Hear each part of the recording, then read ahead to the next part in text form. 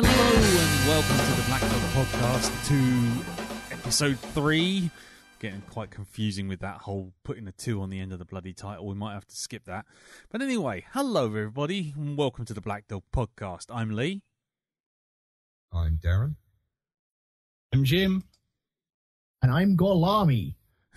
Sorry, could you say that again? Golami.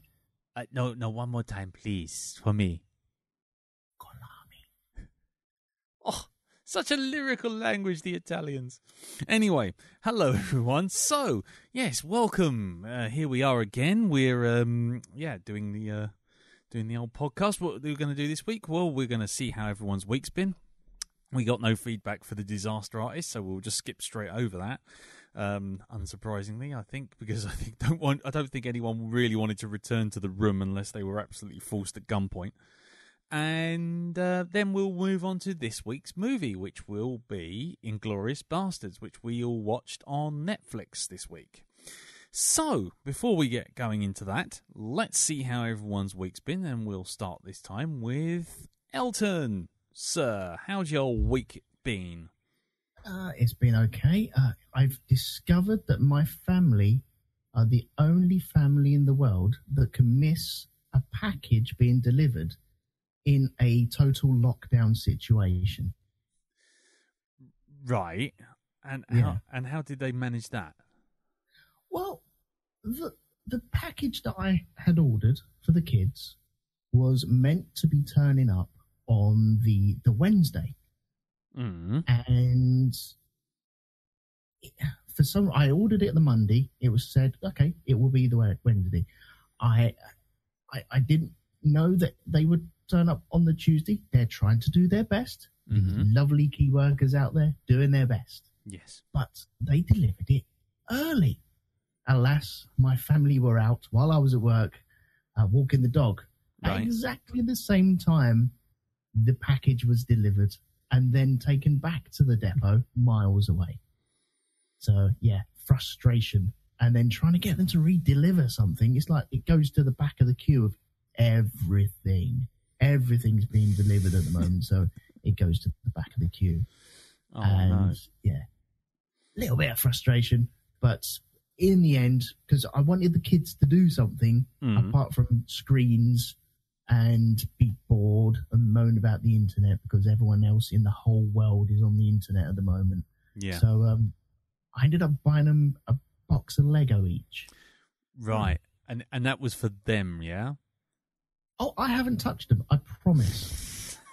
But you've sat there staring at them going, no, you need that one. No, you need that one. Just over there. You know me too well. You know me far too well.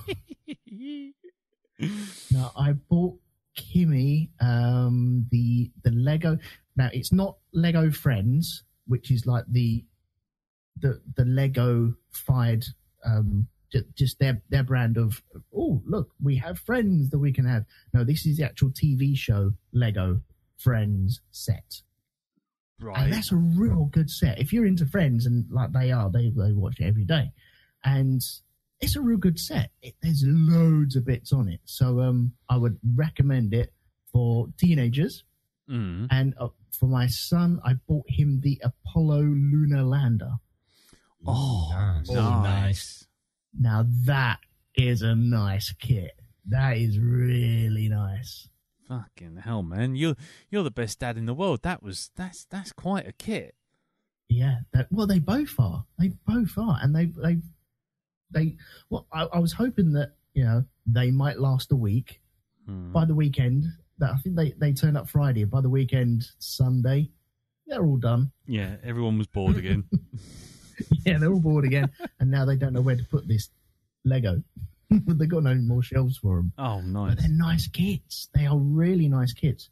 They're expensive, but they're nice. Especially that Apollo one. Looks really good. I was going to say, isn't the lunar lander actually cost more than the real thing? It kind of is. And it has more electro gadgetry on it as well, even though it's just made out of plastic. Yeah, exactly. There's been more technology going into building a Lego version than actually building the real thing. Yeah. Nice. They stand proud. They look nice. The design on them and the engineering is beautiful. Mm. And most of it is hidden on this lunar lander as well, where you have like fuel tanks and oxygen tanks, all just built in, but then they just disappear behind covers. Mm. But yeah, it was a weekend of, they wanted to draw them out. They wanted to do a bag and then go off, but they wanted to crack on and just do it. But they were like, no, this has to last us for a little while. We don't know how long. Mm. And now it's got them back into the kind of bug. And so Jacob's taking his hat apart, and I think he's going to be putting that back together this week. Wow. So success. No crying, no arguments. Nice. It's been a good week. Wow. Elton, Yes. when he puts his AT-AT back together again, can you let us know how many bits he has left over? Because you know that's going to happen. You know, you just know it's going to happen. Yeah. Yes. Well, there is something about the number of parts on the AT-AT as well. Mm. Now, on the box, they always say how many parts in this kit. Yeah. And for all the Star Wars nerds out there, it is 1,137 parts. Jesus Christ. It's a lot. Now, but in Star Wars, there's a number 1138, isn't there? Oh, nice. And I don't know whether they've intentionally missed it or just didn't think about it and missed it. Oh. So if you deliberately got an extra piece and just stuck it on there, just to make it right, 1138. because I was going to say, because I got for my birthday kindly from Mr. Plastides many moons ago. He got me the Saturn V rocket. And that had 1,969 pieces. Oh my God! Really? Yep. Yeah. 1969. Yeah. Okay. It was really cool. Yeah. It was. Yeah. It's still one of the best pieces of Lego I've ever owned. That thing, because just to make it, I don't know whether to make up the pieces or what, but they actually had all the canisters and everything inside the thing. So you're actually building the internal engineering, even though you'll never see it. But you know someone is sitting there going, but we'll have 1,969 pieces in there. Won't it be good? Yeah. Have you fixed it, by the way? I know you dropped it. You dropped it on the weekend. Yeah, there was a bit of a disaster. I did eventually find all the pieces, but they were sort of scattered to the four winds. We had a bit of an accident. Good Lord. You didn't. I did. Yep. I did. Geez. We were having a bit of a show and tell, weren't we? We were having a show and tell. Well, we'll get round to my week, but yeah, essentially we were having a show and tell for someone's birthday, weren't we, Dal? Yes, we were. And we were all on Zoom calls, and then and then this kid brought out some Lego, and then I brought out my Saturn V rocket, and then Rob the chief, he brought out his about 4 foot long Star Destroyer 700 quid kit that was like about 20 feet long and just like monstrous thing. And I sort of like got a bit of rocket envy, so I went to put my rocket down, and as I did that, I basically smashed it into the wall behind me, and the whole lot just went boom. Fuck. Have you seen the video on YouTube where someone, I think it's one of the guys from Tested, they had their Superstar Destroyer Lego and crashed it into the Star Destroyer? No. Yeah. Oh, no, the Death Star. They had a Death Star and they crashed the two kits together, and it's just a sad pile of bits on the floor. Why would you do that? I don't know. Because disaster and sadness win the day in YouTube. In a nutshell. Blimey. Oh dear. Well, there you go. So that was my week. So that was your week. Brilliant. Yeah. Okie dokie. Well, yes. Lego. It's expensive. It'll cost more than your furloughed pay packet, but by jingo, it'll keep the kids quiet for a week, and that's worth its weight in gold. Yes. That's the takeaway. So, cool. Okay, then. Well, then let's move on to you, Jim. How was your week, sir? It was a sad week as my only pair of trainers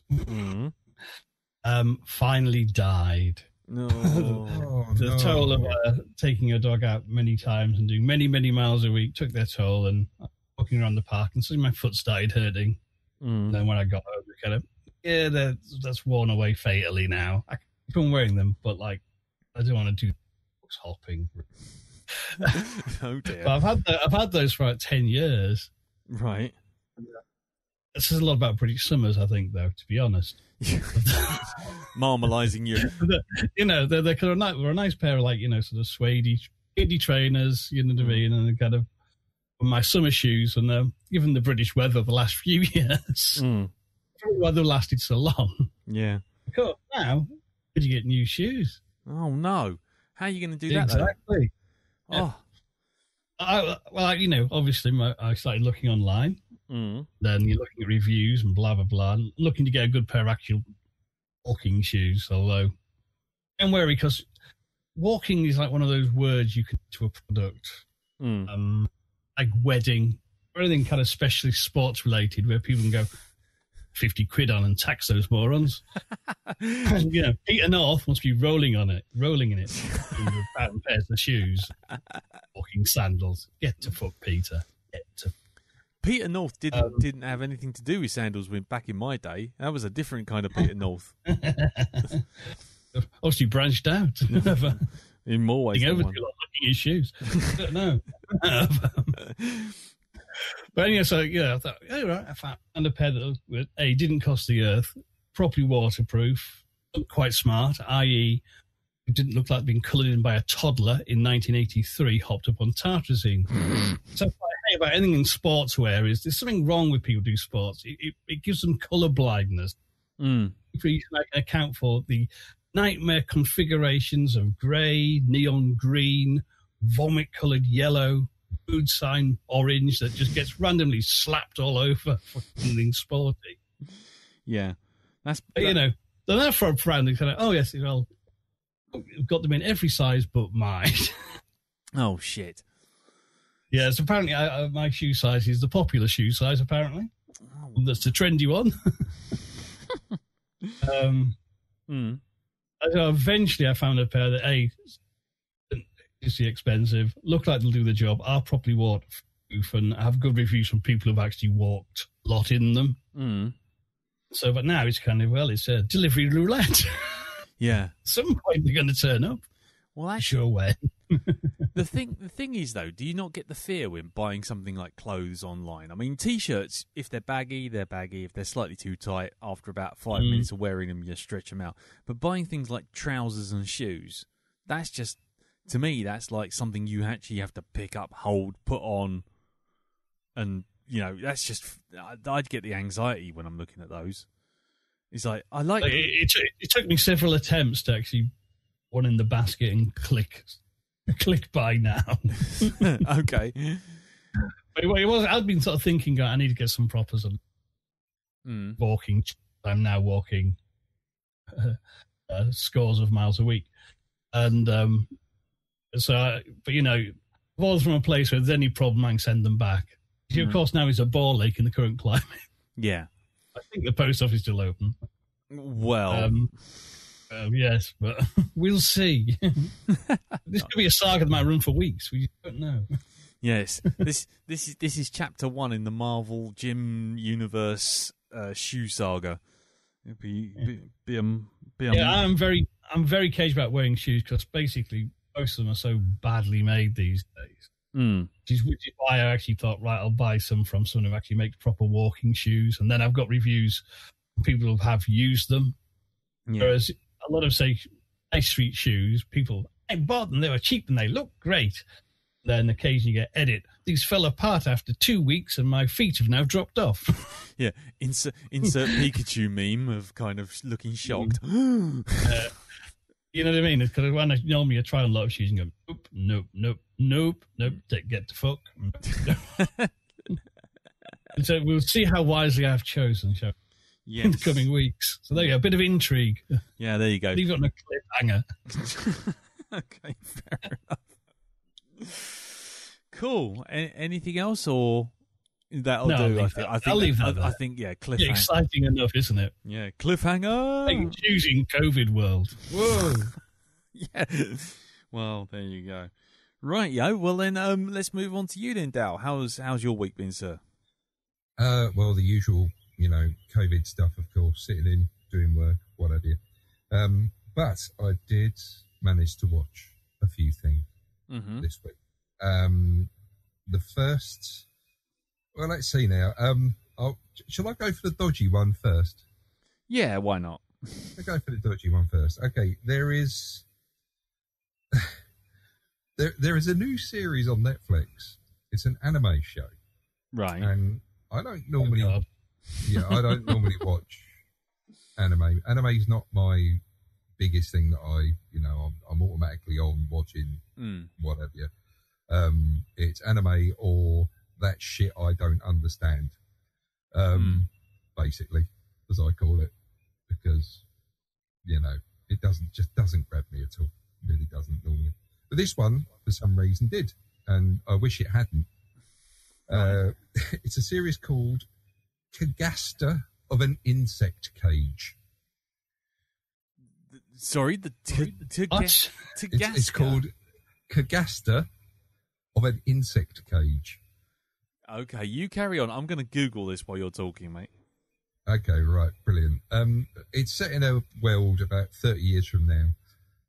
There's been, again, it's a virus that's been released. That what it does is it turns human corpses into these almost indestructible insects that are great big things, are like about 20 foot long, and they go around eating people and what have you.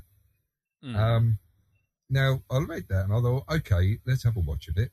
And the animation style, it's a pretty sort of alright. It's not. It's all computer animated. I think it looks like cel shaded or something like that. Right. A bit like, remember Skyhawks? I think it's Skyhawks. Yeah, Stormhawks. Stormhawks. That's it. It reminded me a little bit of that, but not so well done. Yeah. So I went into it watching this, and first of all, you've got. Well, most of the people in it, most of the people that are the characters you meet to begin with, are all dressed in typical sort of post-apocalyptic style clothing. Nothing matches. It's all kind of like, somebody's got a tin helmet on with a t-shirt on and trousers and boots and whatever. It's all mismatched. And this is like the hero of the piece, right? Who's typical, sort of doesn't say much, grunts, has got about as much emotional capacity as a spatula.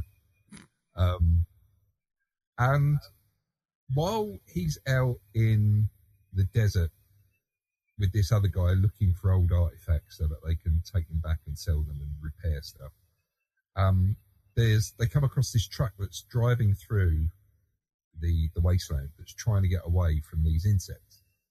Right. And it crashes, and the main hero goes to go and rescue, see if anybody's still alive in it.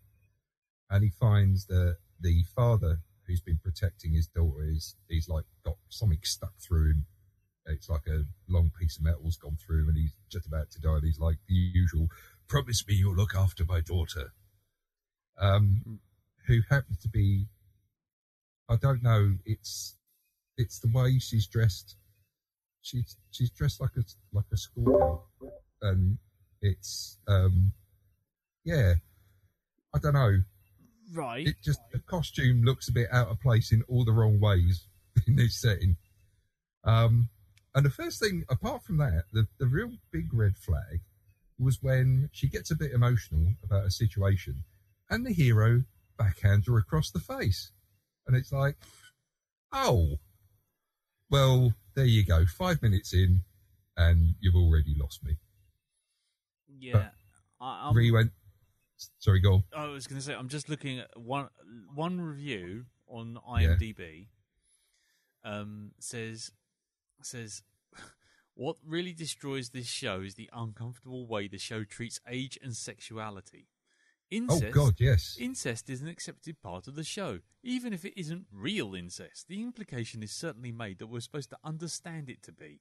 Furthermore, the relationship is strange and uncomfortable. The age gap is never properly established, but the soldiers seem to call him sensei, so implied to be older. compounding with the fact that he just about rapes her and does exert physical power over her all the time. It's problematic. There's more of it than that in there, right? Okay, because she's in the first episode. She leaves the compound. She goes out because of reasons, and she comes across this part of the city. To cut a long story short, she meets this other guy who looks about the same age as she is. Anyway, he takes her to this hovel that he lives in, and he's got this old man with her, right? And it's the reaction of the old bloke that was just another red flag went up.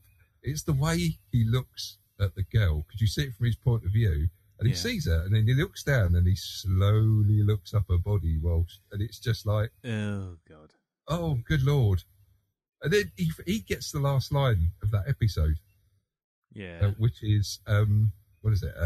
He says to his son, "Well, look at this. You found this, a beautiful girl." And it's like, mate, I don't know. It's just the way he said it. It's like, more comfortable. He didn't have his cock out, is what you're saying, isn't it? Exactly. Nice. Right, he's got these little round glasses on with like black lenses, so you can't even see his eyes, and it just looks, it just looks shifty. Proper Joseph Goebbels child molester glasses, I believe they're called. Yeah, something like that. Yeah. So, for God's sake, sorry about that. Watch it if you want to, but I would say steer clear. Right. Okay. It's just too much dodginess.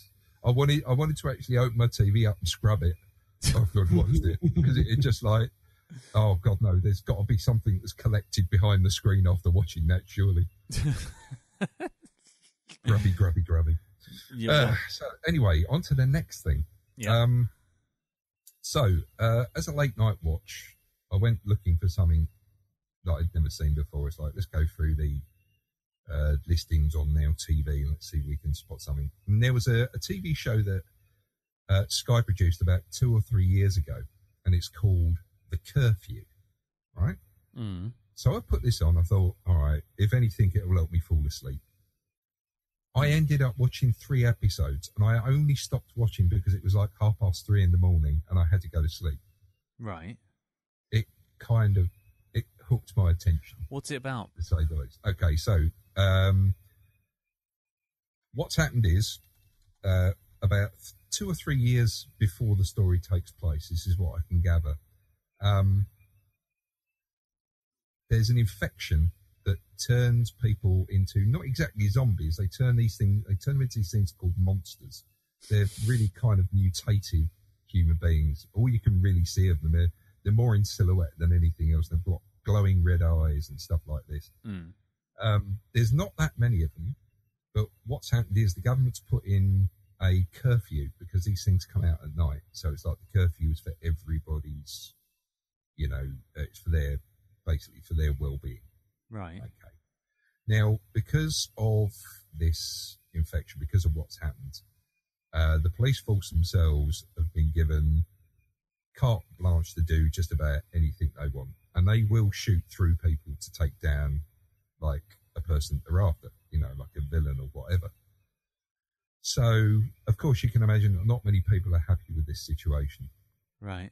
And so what happens is when the curfew comes down, there's I think it's like once every year, I think it is, there's an illegal race that's held by this set of individuals who live on an island where there's no infection, but they're working on a cure. And what they say is, if you can compete in this race, you can get from point A to B. The first one to get there, that team will come with us onto the boat and get the fuck out of Dodge. So kicks off the story with 4 different teams it looks at.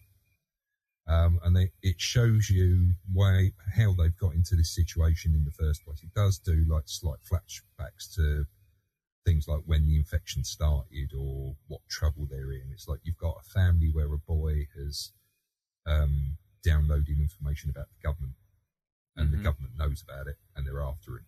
So his dad says, right, we're going to get involved in this race and get the fuck out of there before we get done. there's another one who's another guy who's been broken out of prison by his girlfriend, and they're trying to make it out of the UK as well. Right.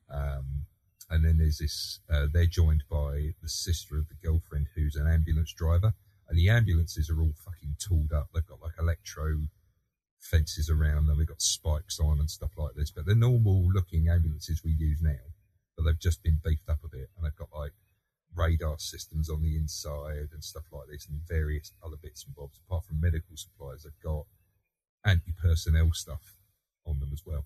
Yeah. And then you've got Sean Bean's character, who's a dodgy mechanic who gets like, who operates a lot on the black market and stuff like this, and organises a lot of things under the table for people. Yeah. I can't remember who the last one is now.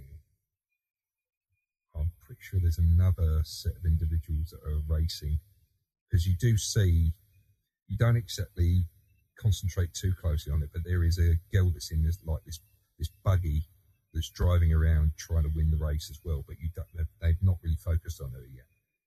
Right. But yeah, some of the action, I mean, the action's good, but even though the textures on the CG models of the car is really good, the car looks great. It's just the way the cars move when they speed up. Right. It looks like somebody's put in a, computer graphics.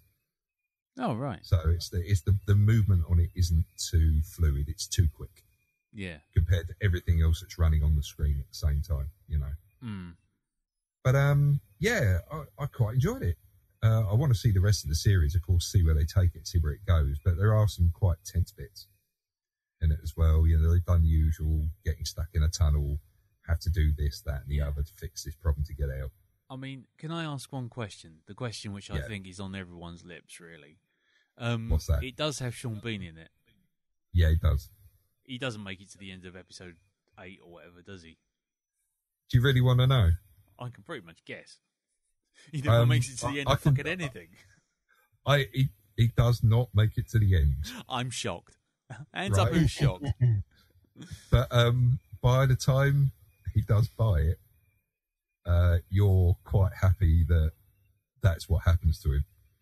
Because he's not a very nice character. He's got various he's got a certain personality issue that that makes him not very nice. Sorry. He takes things, he basically, somebody says something to him, and it will be something like, "Oh, may the best man win." And it'll be like, "What did you fucking say to me? Are you calling me shit?" And it's that kind of thing. Mm. He reads too much into just about everything anybody says to him. Mm-hmm. Okay. So, yeah, by the time he gets done, I was almost applauding. So, yeah, he's not going to be missed. Okay, well, fair enough. But there you go. Cool. So, yeah, give it a go. Anyway, it's, it's a good little, good little series to watch, I Called think. Curfew, and it's on what? It's a Sky TV original, so it'll be on Now TV. You'll find it on there. If you've got Now TV, you can find it in the entertainment section. Right. One of those box sets. And there's one more thing I watched this week. One other thing. It's a film called Ready or Not. Has anybody heard of it? Is this the one about the girl who ends up in a crazy house of a family who have shall we say, a rather interesting tradition? Yeah, it's starring too much away. Samara Weaving. Do you know Samara Weaving? Nope. She was in the rather brilliant Babysitter from Netflix. Yes. Playing the babysitter, right? I mean, if you look at her on the front cover of this, the way they've shot it, it's like she is not Emma Stone. That's it. Emma Stone or If Wet. Yeah, If Wet, Samara Weaving. I actually like Samara Weaving. The two roles I've seen her in have been actually quite sort of smart, and she's got some good dialogue. Right. So, but yeah, this she plays a character who basically marries into this very, very rich family. She marries this guy, and they have a tradition. Once somebody marries into the family, they have to play a game, right? They get given this box. And what it does is they put a blank card into the box, and the box chooses the game that they have to play. Now, it could be something like, I don't know, Snap or Gin or Snakes and Ladders. But what happens with her, she draws out hide and seek, Right. which is like, that's not something that somebody's drawn out in a while, right? And what that means is she has to stay alive within that house, this great big house, while the rest of the family hunt her down with, we'll say basic weapons. It's like one of them's got a spear gun, another one's got a crossbow, one's got a shotgun, but that's about it. So it's all basic weapons. There's like one's got an axe and what have you. And it's only 90 minutes long, this film. Yeah. Again, like the babysitter, it's a good waste of time, I think. Okay. This one, it's one of those ones where you put it on, you know, it's one of those little ones you discover, and though it may not be perfect, it's still not bad. It's still an entertaining watch, and it's quite fucking painful in some places, because, you know, what with things having to do things while you're wounded, and one in particular involving a rusty nail. But yeah, a bit. Thinking about it now, A bit quiet place. yeah, it's a bit like that. It's funny as well, for all the wrong reasons. Yeah, I mean, it's got Lee, I think you'll appreciate at least one scene where there's a guy talking by a window on a phone. Right. And you can see the bay window next to him. And the main character has to get down from the roof. And so you see him sitting there talking, and all of a sudden, you just see this white fucking blob fall quickly, and you hear from the outside. It's Nice. just the way it happens. It's just like, whoa. So yeah, it's I recommend it. Give it a go if you can. I think you can get it on streaming services now. I think it's on Amazon. Cool. It's a couple of quid on there, but I bought the Blu-ray a little while ago. Okay, well, that sounds cool. So yeah, Yeah, I Give it think a go. I think it's just I think it's for hire or for rent. Sorry, hire. Bloody hell, it's not Blockbuster Video. It's for rent. It's for rent on Amazon Prime, I think. Yeah. At the moment, yeah. So cool. Okay, and that's called Ready or Not. Yeah. yeah. And if we do a horror season, and it's available to watch, then you know, for everybody, maybe to watch for free, or you know, if they've already paid for a service, I may even suggest that, or the babysitter even. Cool. Okay. We'll definitely take a look at that then. All right then. Well, I guess my week. I guess, yeah. Mm-hmm. Okay. Right. Well, my week. I'm going to catch up on a little bit of my old week last week because I missed one thing out last week, which was based on a recommendation from you, Mr. Barnard, which was fucking Tiger King. Oh, right, yes. Yeah. So, all I can say is fuck that show, fuck everyone in it, and may they all, if they haven't already, die in a tyre fire. They are all, to a man jack of them, absolute fucking scum of the bottom of the pool, of the gene pool of life. I hated God, yes. every mortal second of one episode. I could not make it past the first episode. They are repellent, horrible human beings, and why anyone would want to watch like 8 episodes of this shit is quite beyond me, unless they really enjoy watching drunk people fight outside of kebab shops on a Friday night. I mean, that is literally the level of entertainment we're looking at here. I fucking hated everyone in it. It was bloody awful. And what's even worse is the documentarian, the guy who's actually doing the documentary, is just as bad as them. He's literally he wants himself to be in every fucking shot that he can. And that's not a documentary if you're the guy making the documentary, is spending more time going, and then I did this, and then I did that, and then I stood in front of this person, and here I am standing in this shop, and look at me doing this. It's like, fuck off, you prat. It's not about you. You're making a thing called Tiger King about the Tiger King. Get the fuck out of the camera view.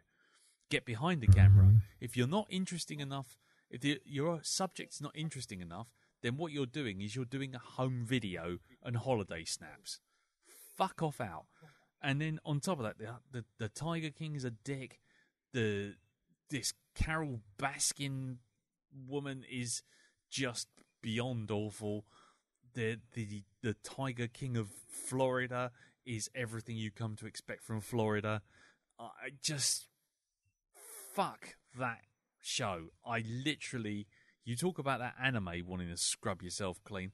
I literally wanted to use the power of my mind and reach down into the internet and fucking throttle every goddamn person on that screen that I experienced for 30 minutes before finally going, nope, life's too short. Bang. Fuck Tiger King. Anyway, so that's just a little just aside there. And then after that, I watched two films this week. I watched Extraordinary on Netflix. Okay. And has anyone else heard of this? You heard of this? No, No. I think so. Okay, right, fine. Well, basically, if you can imagine Peter Jackson's Frighteners, yeah? Mm-hmm. If Peter Jackson had grown up in Ireland and had cut his teeth making episodes of Father Ted, that is essentially what Extraordinary is. Essentially, it's a story about a lady who's the daughter of a well-known video documentarian who does like Worlds of the Amazing or Worlds of the Fantastical, and he basically has this thing of, but he's like a Derek Acora type. He kind of goes around and, I'm speaking to the spirits of the trees kind of thing. And he dies in some bizarre way that you don't know. You literally find out within the first 5 minutes that he died in some tragic accident. And it turns out that the daughter has the ability to see and speak to the dead. And she was part of the show. And now she's trying to get back, after the death of her father, she's trying to get back to normality, and she's running a driving school.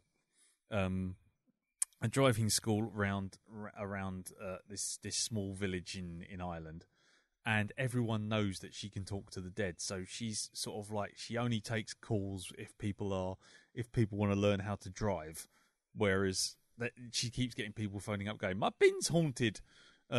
Jeff's been dead. Jeff's been dead for a month, and he keeps telling me to put the plastics in the green bin, sort of thing, and that sort of thing.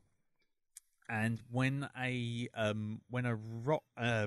aging rock star moves into the town, and he has basically made a deal with a, shall we say, an evil spirit to get his fame back. And basically, she is drafted in. This lady is drafted in to help a widower who is also being haunted by his abusive ex-wife. To basically, she has to come into conflict with this Asian rock star. It's got a sense of humor which is, how can I put it? It's bordering on the absurd. There are definitely moments where you just find yourself going, fucking, that is really funny. Then there are moments where you find it's kind of got that kind of, how can I put it, that kind of humour that you would find in something like The Commitments or something like that, where it's just the banter backwards and forwards between various characters. And the special effects aren't anything super. But it's more about the characters in the village and this sort of impending sort of demonic force that's slowly arriving in the town as the main character tries to sort of get her own life in order, come to terms with the death of her father, and reclaim the fact that she's got this power and she's going to help people, and also find a boyfriend in the shape of this widower. And I started off finding it a bit weird and not being sure about it, but by the end of it, I really enjoyed it. The end's a little bit fluffed, but I thought it was certainly worth a look, and it certainly had its fair share of weird moments, and it's quite fun. And there is a bit of gore here and there. There's a whole thing about how she exercises ghosts. She needs to have a person to pull the ghost in, and then that person has to vomit the ghost out as ectoplasm. Oh. Which you do end up with a few moments, but it's interesting. I quite enjoyed it. It's not going to be for everyone because it's not a traditional comedy and it's not a traditional horror either. But if you're looking for something slightly different, slightly off the beaten track, then I think this is certainly worth a look. What was that called again? Extraordinary. Yeah, it's like I say, I don't think it'll be for everyone, but it's like I say, there's certainly bits of it where you just find yourself I did anyway. I certainly found it quite amusing.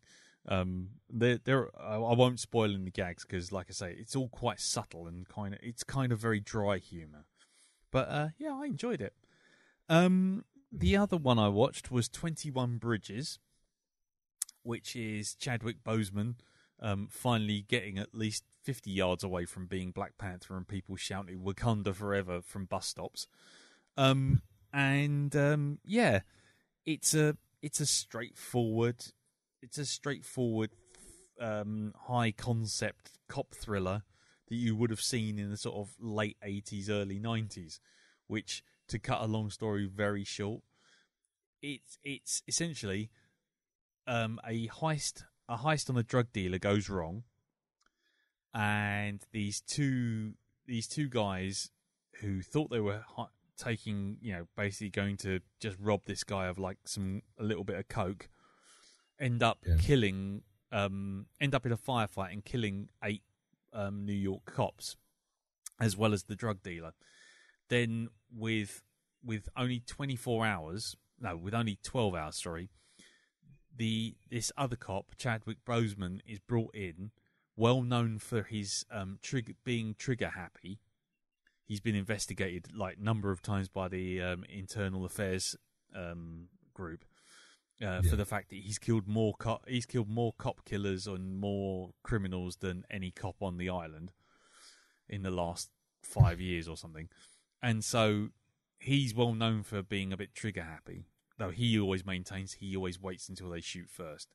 And he's basically paired up with a partner from the drug enforcement agency, played by Sienna Miller, and they get pulled in to find these two guys who are cop killers. And the only way they can find these people is by shutting down the island of Manhattan, which means they have to shut down all 21 bridges. That's it. Thank you very much. Right.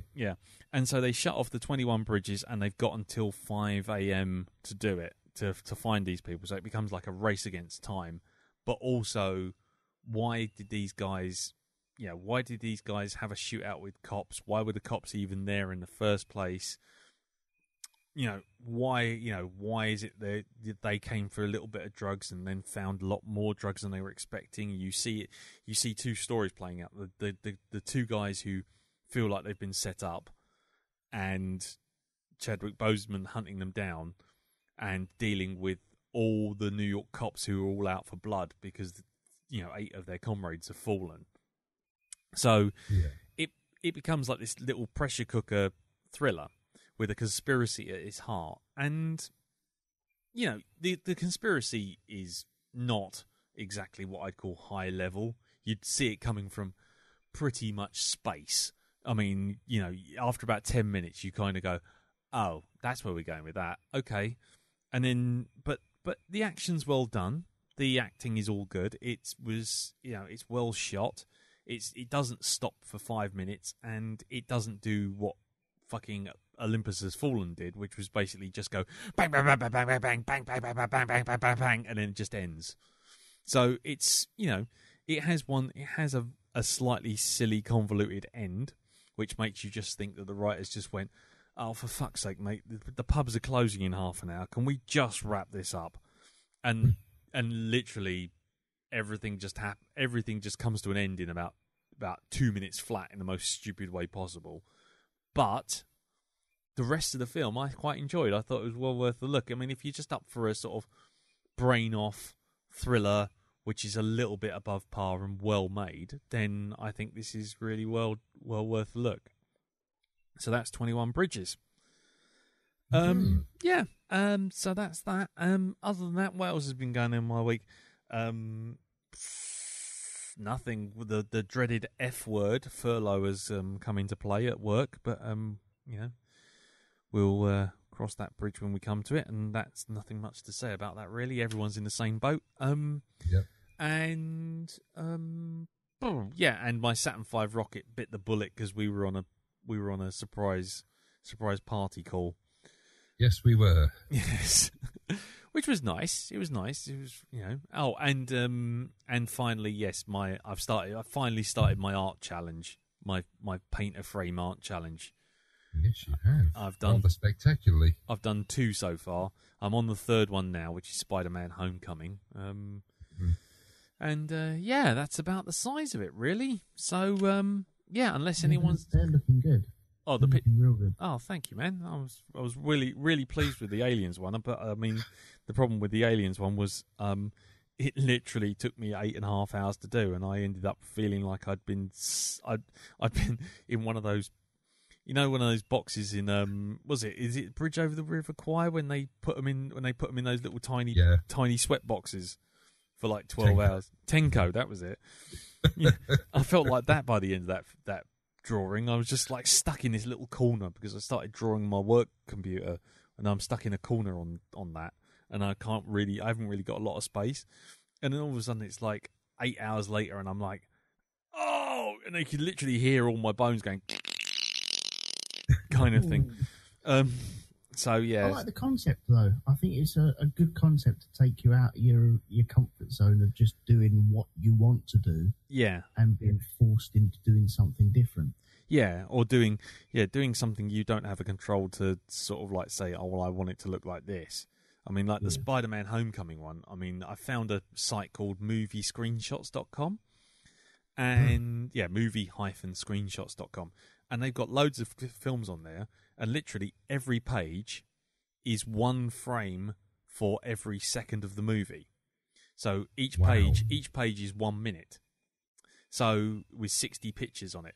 And so I just got the kids to go, well, what page on Spider-Man Homecoming? And they were like, oh, page, I don't know, 38 or something. And then I'm like, okay, number between 1 and 60. And they're like, the 15. And I'm like, bang, right, okay, that's the one I'm doing. So, which is a little bit better than the last time where I was sitting there with like Netflix and just randomly skipping through, or using a random number generator to generate a number between 1 and 18,000, which was the amount of frames in a particular film. 180,000, sorry. So but I know I'm quite enjoying it. It's just needing the time to do it now because they are taking a while. God damn. But if anybody else wants to have a crack at it, by all means, my list is on my Facebook wall, it's on my Instagram page, and it's on the Black Dog group as well, on facebook.com/group/blackdog if you want to have a crack at it. Or if you want to make a list of your own, just go for it and maybe post it and share it with us on the group. We'll see. Yeah, there you go. Do something to keep yourself busy, hey? That's about it really. Yeah, I'll spare you my latest Spider-Man my Spider-Man DLC stories. It's very boring, but essentially I completed the second DLC. Hooray! Woo! One more to go. Anyway, Right. So I'm going to leave it there, and now we'll move on to our film this week, which was Elton's Choice, which was on Netflix, and it is Quentin Tarantino's Inglorious Basterds.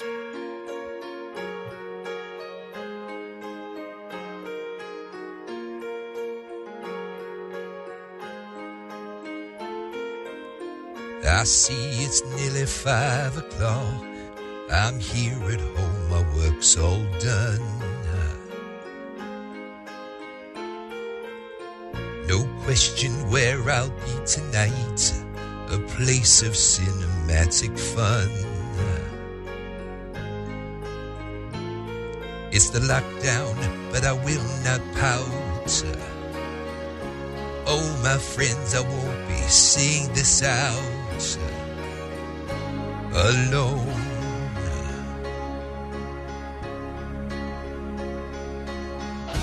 There's Lee and Elton and Jim and Darren, all sitting far apart for social distance.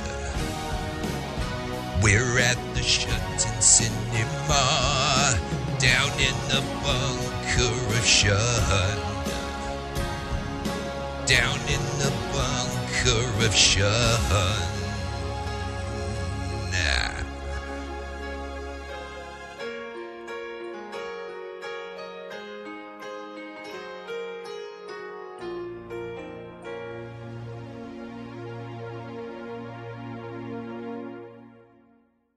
Hey fellas, it's been nearly 5 years.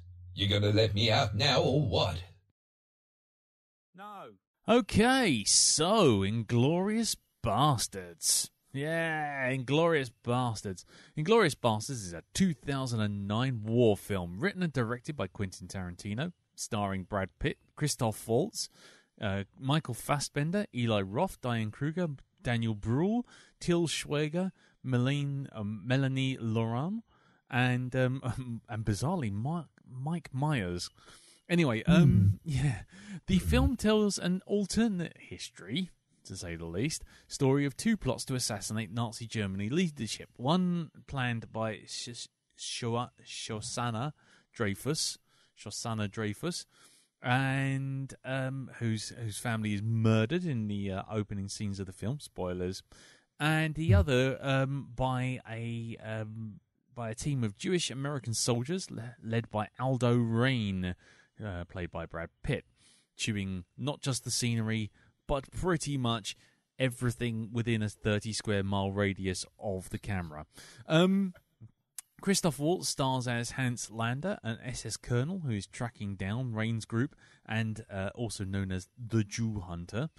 And the film's title was inspired by Italian director Enzo G. Castellari's macaroni combat film Inglorious Basterds, spelt with an A in ARDS instead of ERDS, which is in this film version.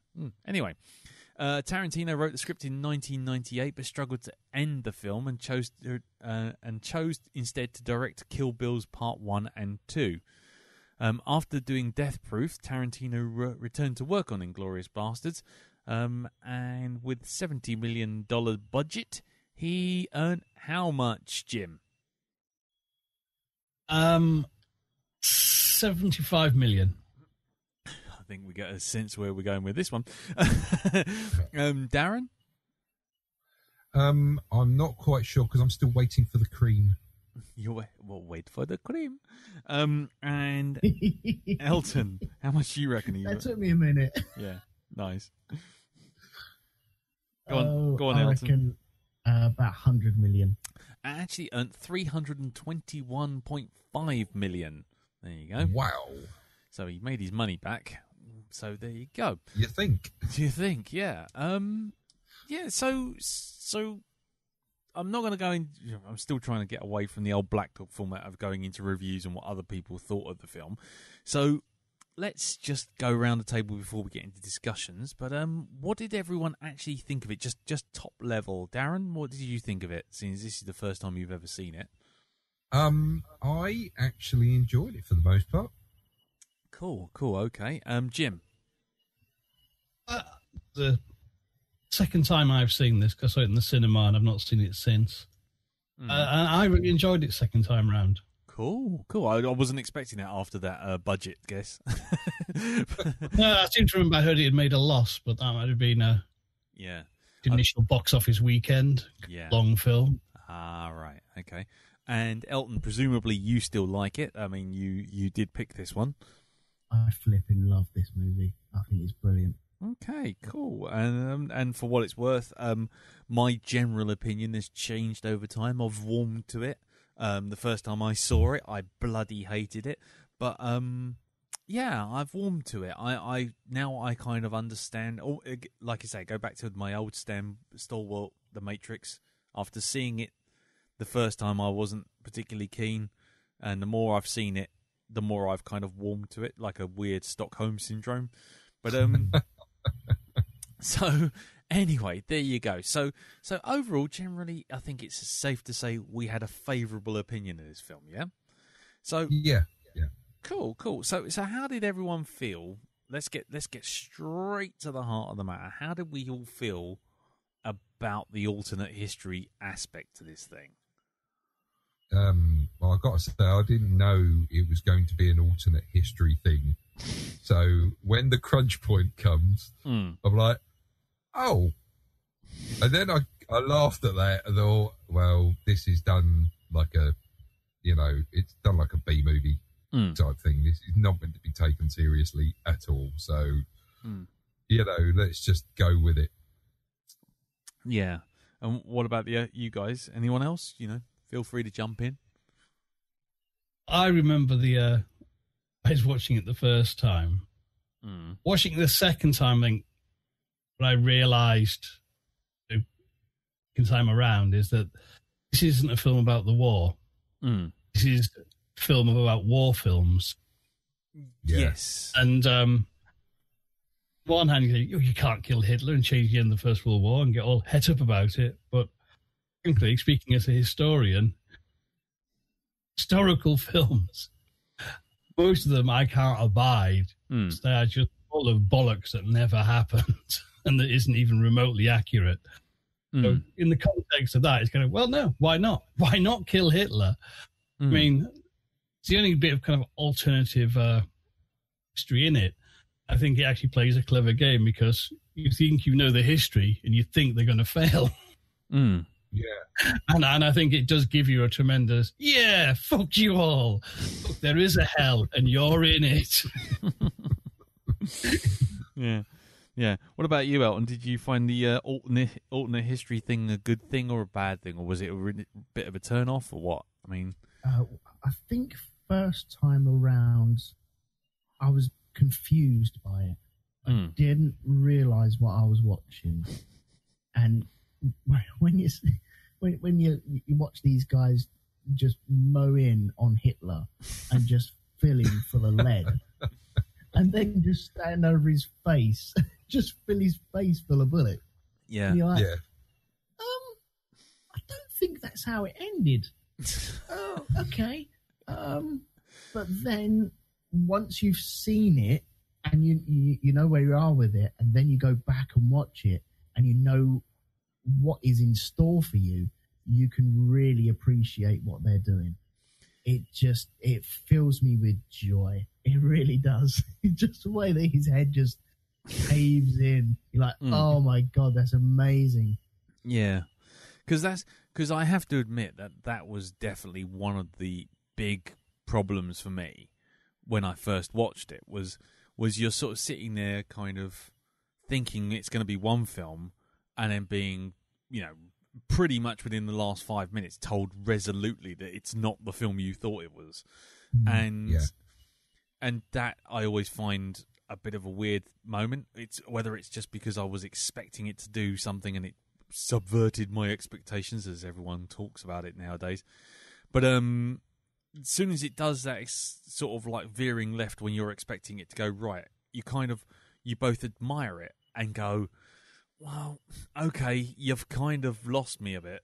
But like I say, the second time round, when almost like you know the joke, you get the gag, you come back to it this time round and you're like, well, okay, you know what? Fair play to you. Let's do this. And it, the nod to all the Italian sort of grindhouse type Italian and American grindhouse type movies, it's where I think Tarantino kind of doesn't quite lay it on as thick as he does with something like Death Proof. Have we all seen that? No. Yeah. And well, it's all just way too over the top. It's so much a parody. It's just, you just stop watching it as a film. You just start just going, ha ha ha, I recognise that from a cheap film. Right. The only part of that movie I've seen is the car jump bit where it kind of touches someone. Yes. Yeah. That's all I will say. Yes. Well, that's all you need to say, really. Yeah, I mean, well, that comes around to an interesting point. I mean, Tarantino's known for his ultra-violent outburst moments in his films and kind of like reveling in it. And, for the most part, I really enjoy those bits because, it is just so gloriously over the top. Did you find this film had too much of that kind of stuff? Not enough? Were you expecting more? Were you expecting a full Kill Bill 88 people getting mown down with a single sword fight? Or was the change of pace, the more talky change of pace, something you enjoyed? I did. I enjoyed that. I mean, it's a typical Tarantino trait where the main part of the film is the dialogue, not the action, but the dialogue that goes on in it, the sort of character interactions. Him and Shane Black are very similar when it comes to that aspect, I think, but yeah, I really did enjoy that. I loved Christoph Waltz's performance in that, because it was the way I describe his performance. It's like, imagine somebody holding, their fist above you, about to bring it down, but they're not going to tell you when they're going to bring it down. And that's what I felt watching him talk to people when he's on to something. He's like Columbo, he's not stupid. If he's talking to you, he's got a real reason for talking to you. Yeah. It's like, you are in trouble, but you are not going to know when the hammer's coming down on that. And it was just that tense feeling all the time. Yeah. The more he smiled, the worse it's going to be for that person. Yeah, and the politer he becomes as well, which I always thought was a really nice touch. I mean, for me, he was the best. He was the best part of that film. Did anyone else agree? Or yeah, I would say that. Yeah, he's the thing that sold it to me. Absolutely, yeah. I think with the just going back to like the ultra violent stuff, because it's set in World War II, it kind of worked.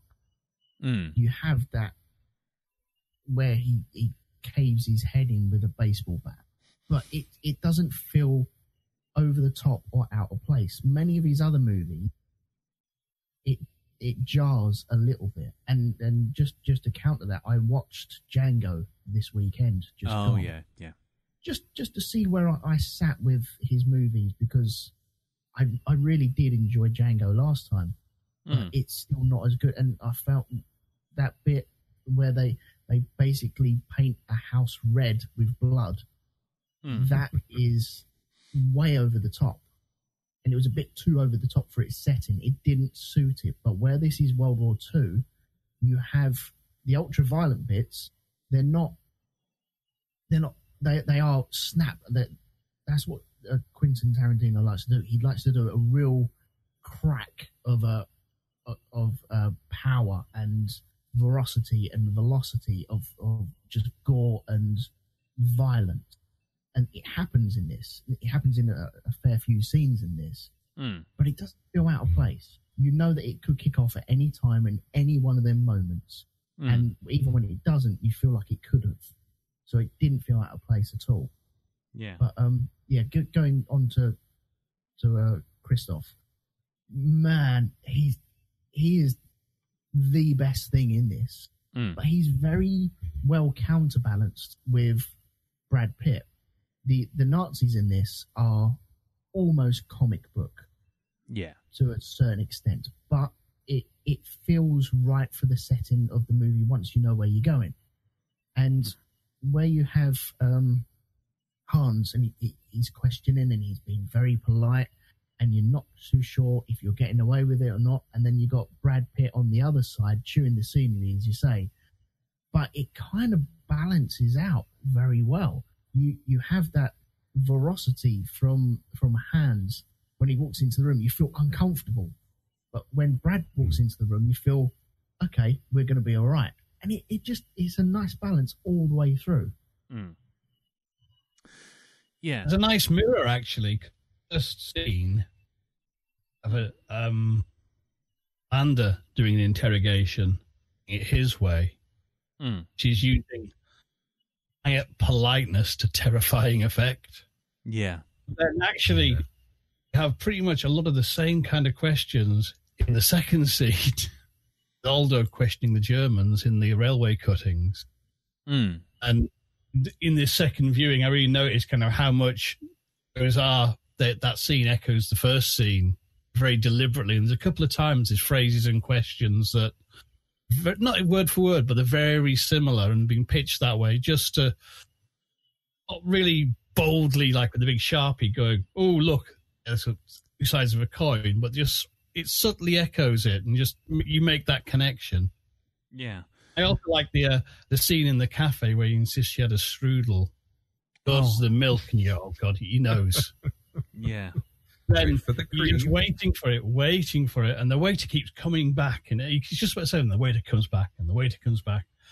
The first time I saw it, I was going, oh, this is brilliant, because it is kind of, it's really using that waiter coming in, bringing stuff to build tension. Yeah. Watching it this time, I realised, actually, it's that waiter keeps coming back, actually disrupts Lander's train of thought.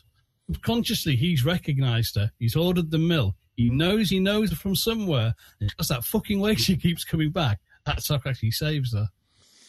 Yeah. You have all that in that performance. Yeah. My friend, in acting.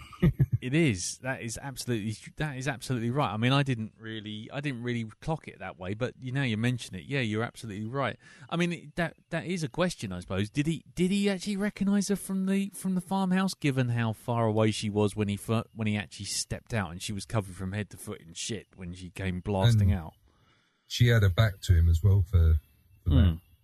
Yeah. So, but it's that. I think we're supposed to think that he may have recognised her, but from a different aspect.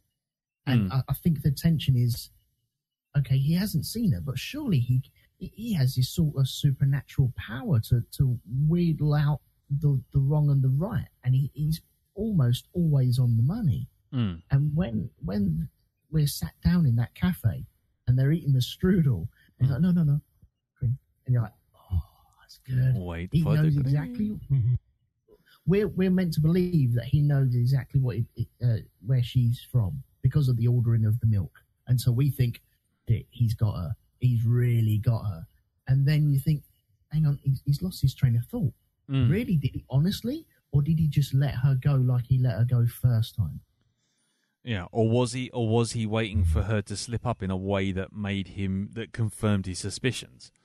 Yeah, but her reaction as he walks off, he's gone, and she just goes, and you're like, oh, that was good. Yeah, because that's almost the reaction of the audience, to be honest. Yeah. Everyone just go, oh fuck.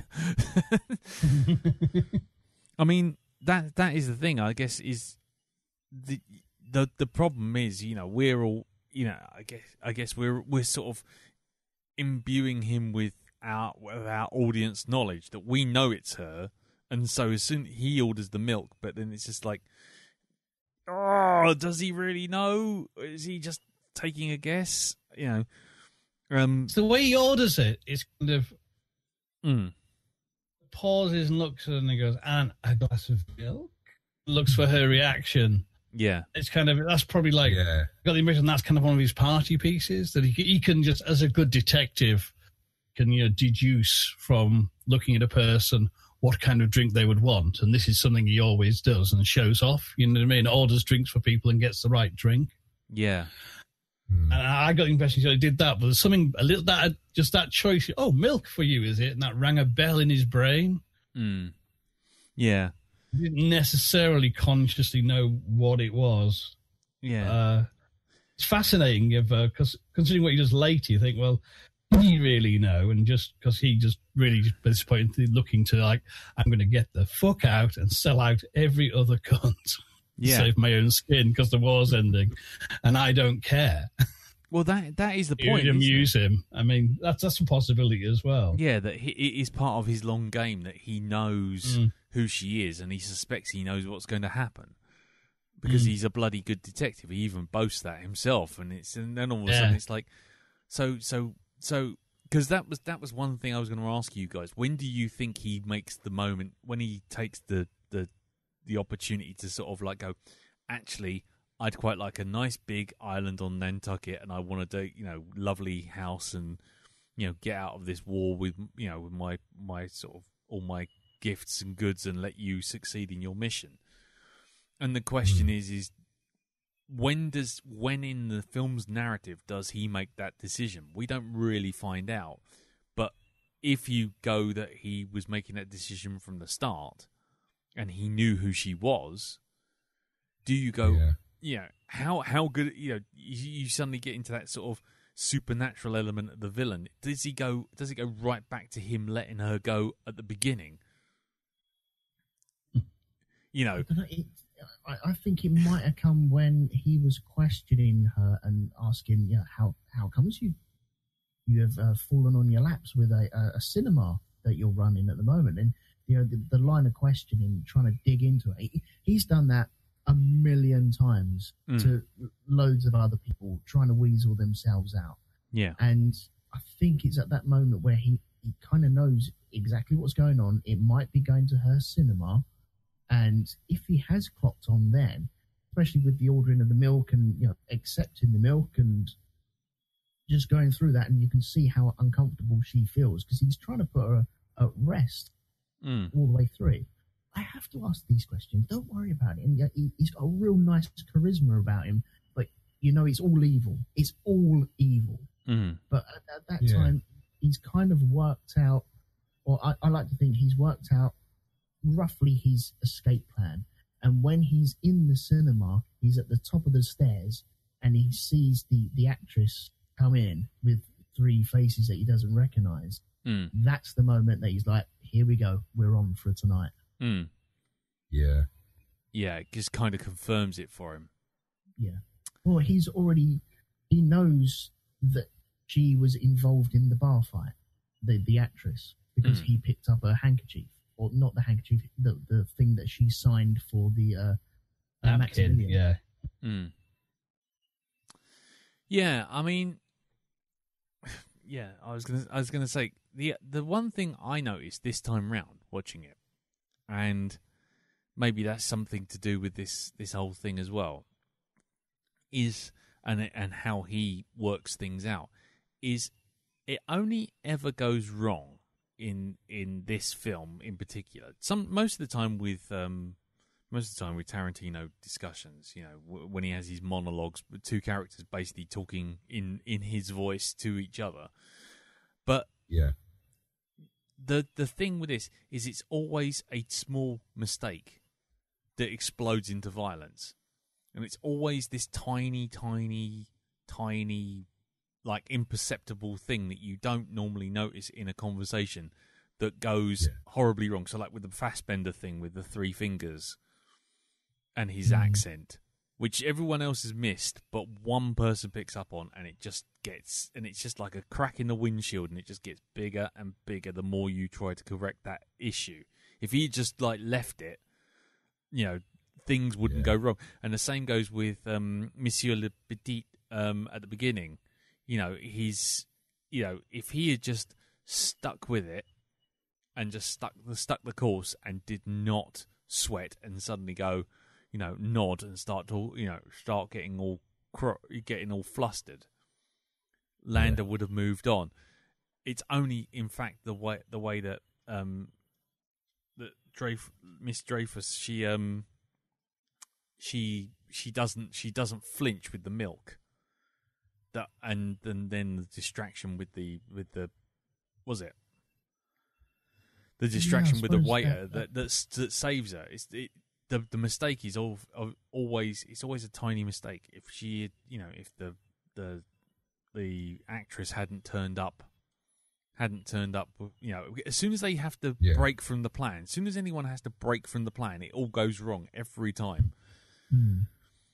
It's just interesting. She didn't cave, did she? No, she didn't. Milk. Yeah, she didn't do anything. She held her face, held her nerve, and as long as she didn't do that, she was fine.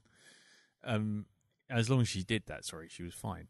And I just found it really interesting because with the bastards themselves, they stick the plan all the way through, and then as soon as the plan has to change on a dime, due to the clusterfuck in the cellar, it's as soon as it happens, as soon as they have to think on their feet, it all goes wrong. And it's just interesting that that's kind of it, the whole film could have just been called Tiny Mistake, the movie.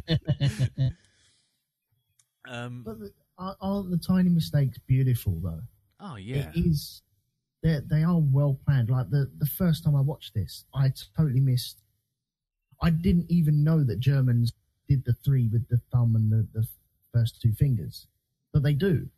And I didn't know anything about that. But I suppose for a German to capture that, especially an SS officer who's kind of had his ear twigged as to something not quite right here. I'm looking for something else.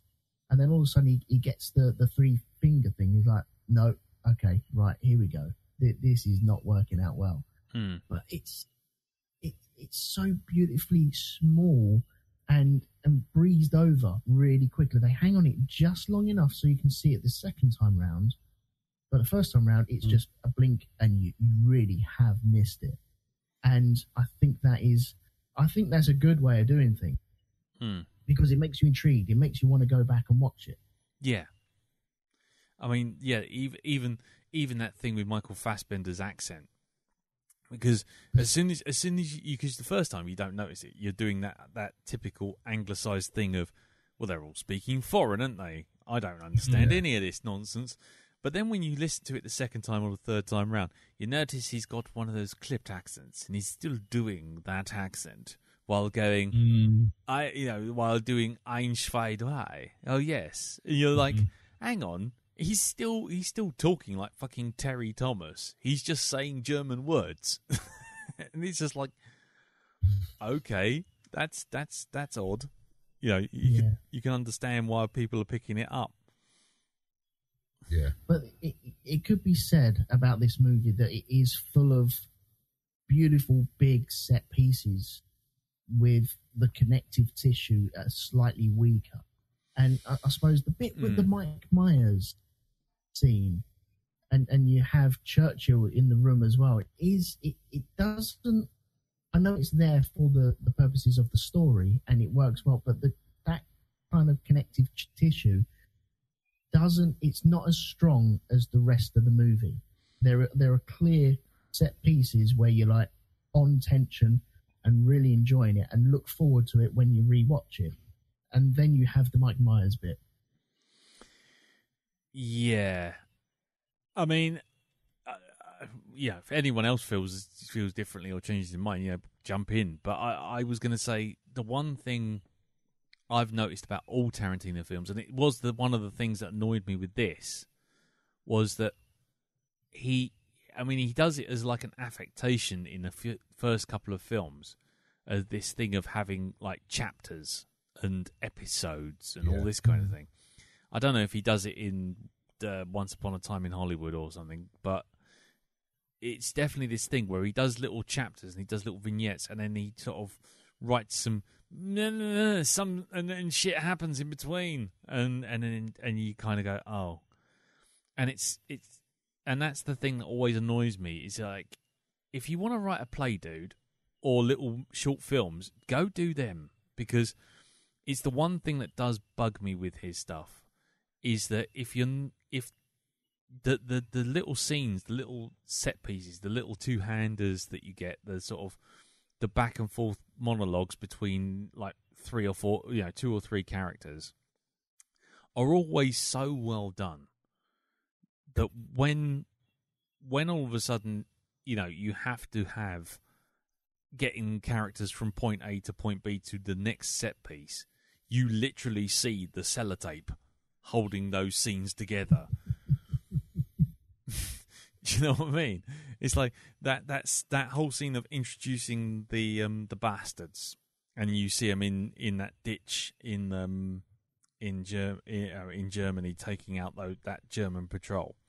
Yeah. It's a fantastic scene. It's a great way of introducing them, but then they're gone. Once they're done, it's like, well, we got nothing else to do. So here's a quick trailer for each of the characters because we've got nothing left. We've done our bit. We hit the guy with a bat.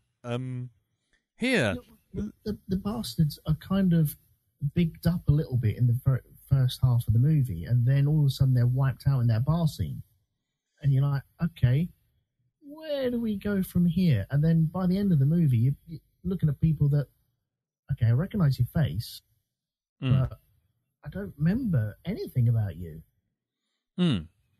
Yeah, it is a strange one. I mean, like I say, if anyone else has any theories on this, jump right in. But the thing that I notice is that the bastards themselves are almost bit part players in their own film. I think that's what sat badly with a lot of people when it first came out, because the trailers give the impression this would be like Nazi hunters. Yeah. And actually, it's kind of, I was in love with that title so much, he just stuck with it. But really, it should have been called The Revenge of the Giant Head or Hunter or something else, you know what I mean? Because it's not really about them, and it's not really about their exploits. Yeah. They're part of the story, but it's not kind of a story with like for central characters sort of like that in the typical, like, a band of merry heroes, their adventures in the war. Arguably, it's either maybe Lander is the main character. He's the villain. Even he's not. But it's one of those strange things, I think. 'Cause it is kind of us making a homage to war movies, and if you actually watch a lot of old war movies, as I did when I was growing up, you actually find a lot of them are very dull. You're not getting much war in them. They're nothing like the war comics you read, which is all like pew pew, bang bang, aerial dogfight, tank battles, and grenades.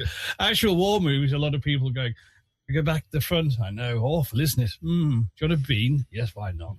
This war's expensive, basically, and all this human interest stuff instead. Kind of that came. I have the idea that kind of that was kind of what he was wanting to do, of that he wanted to try and sort of say, this is what war movies are really like, man, And I don't think that's set well with a lot of people. For me, when I watched it, I felt for this movie, it being structured like into acts, but more logical for the story and the way he was telling it. And that worked. The Mike Myers scene is the one scene where I felt that, all right, here we've got an info dump now. You couldn't come up with a good way to that information across in a way, the same way as established. You learn about what is going to go down in the barroom scene and things like that. That was kind of right. It was amusing, but there was no point. There's no point to Churchill being there, and it was just an info dump. Yeah. Well, Churchill was just there just to have Churchill there, wasn't it? World War II. Pretty much. Yeah, definitely. He didn't even say, "Oh yes." No, shocking. Disappointing. Yeah.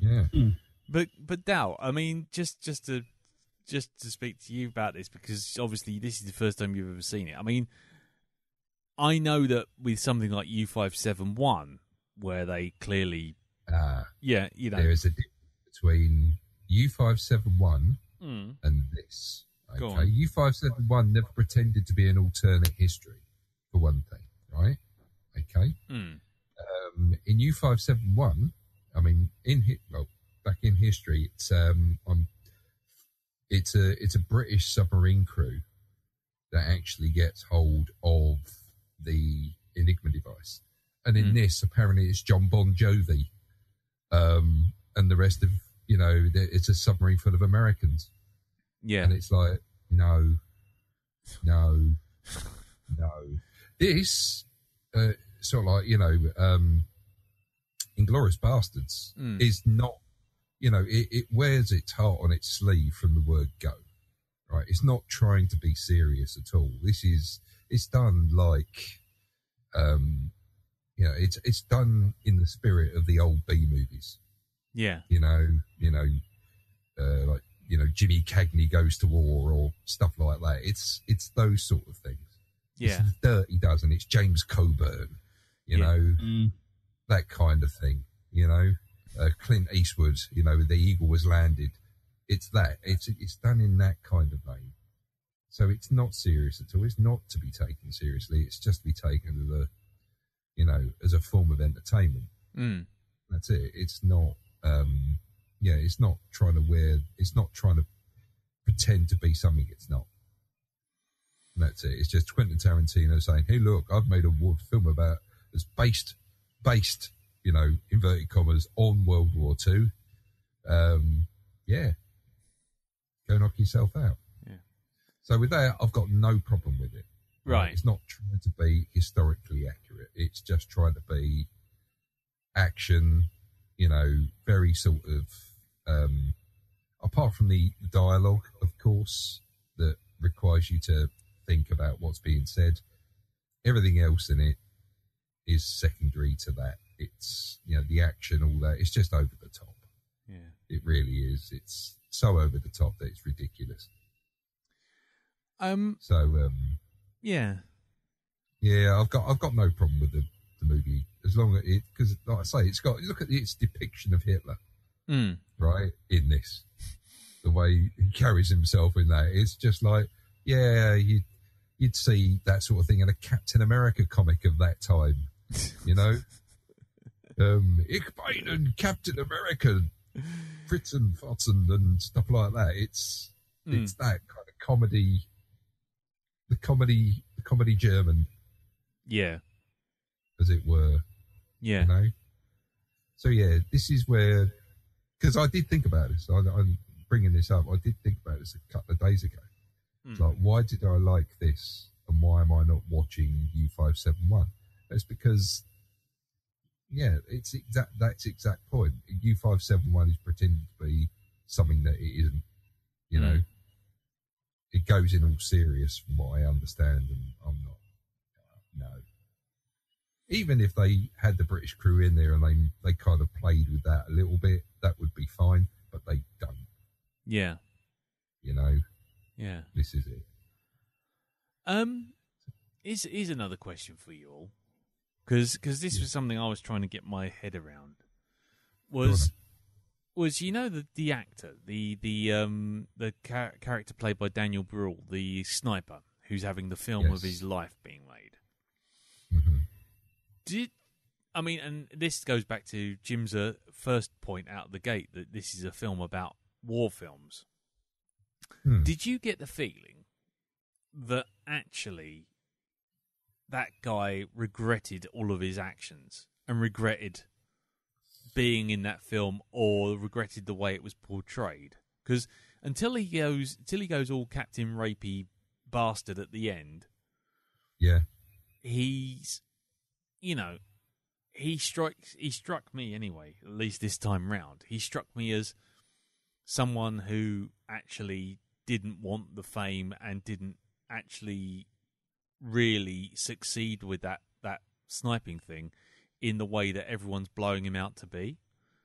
Yeah, I mean, you see the bit where he's sitting there watching the film, and it's the look on his face is, that didn't happen. That's not how it happened.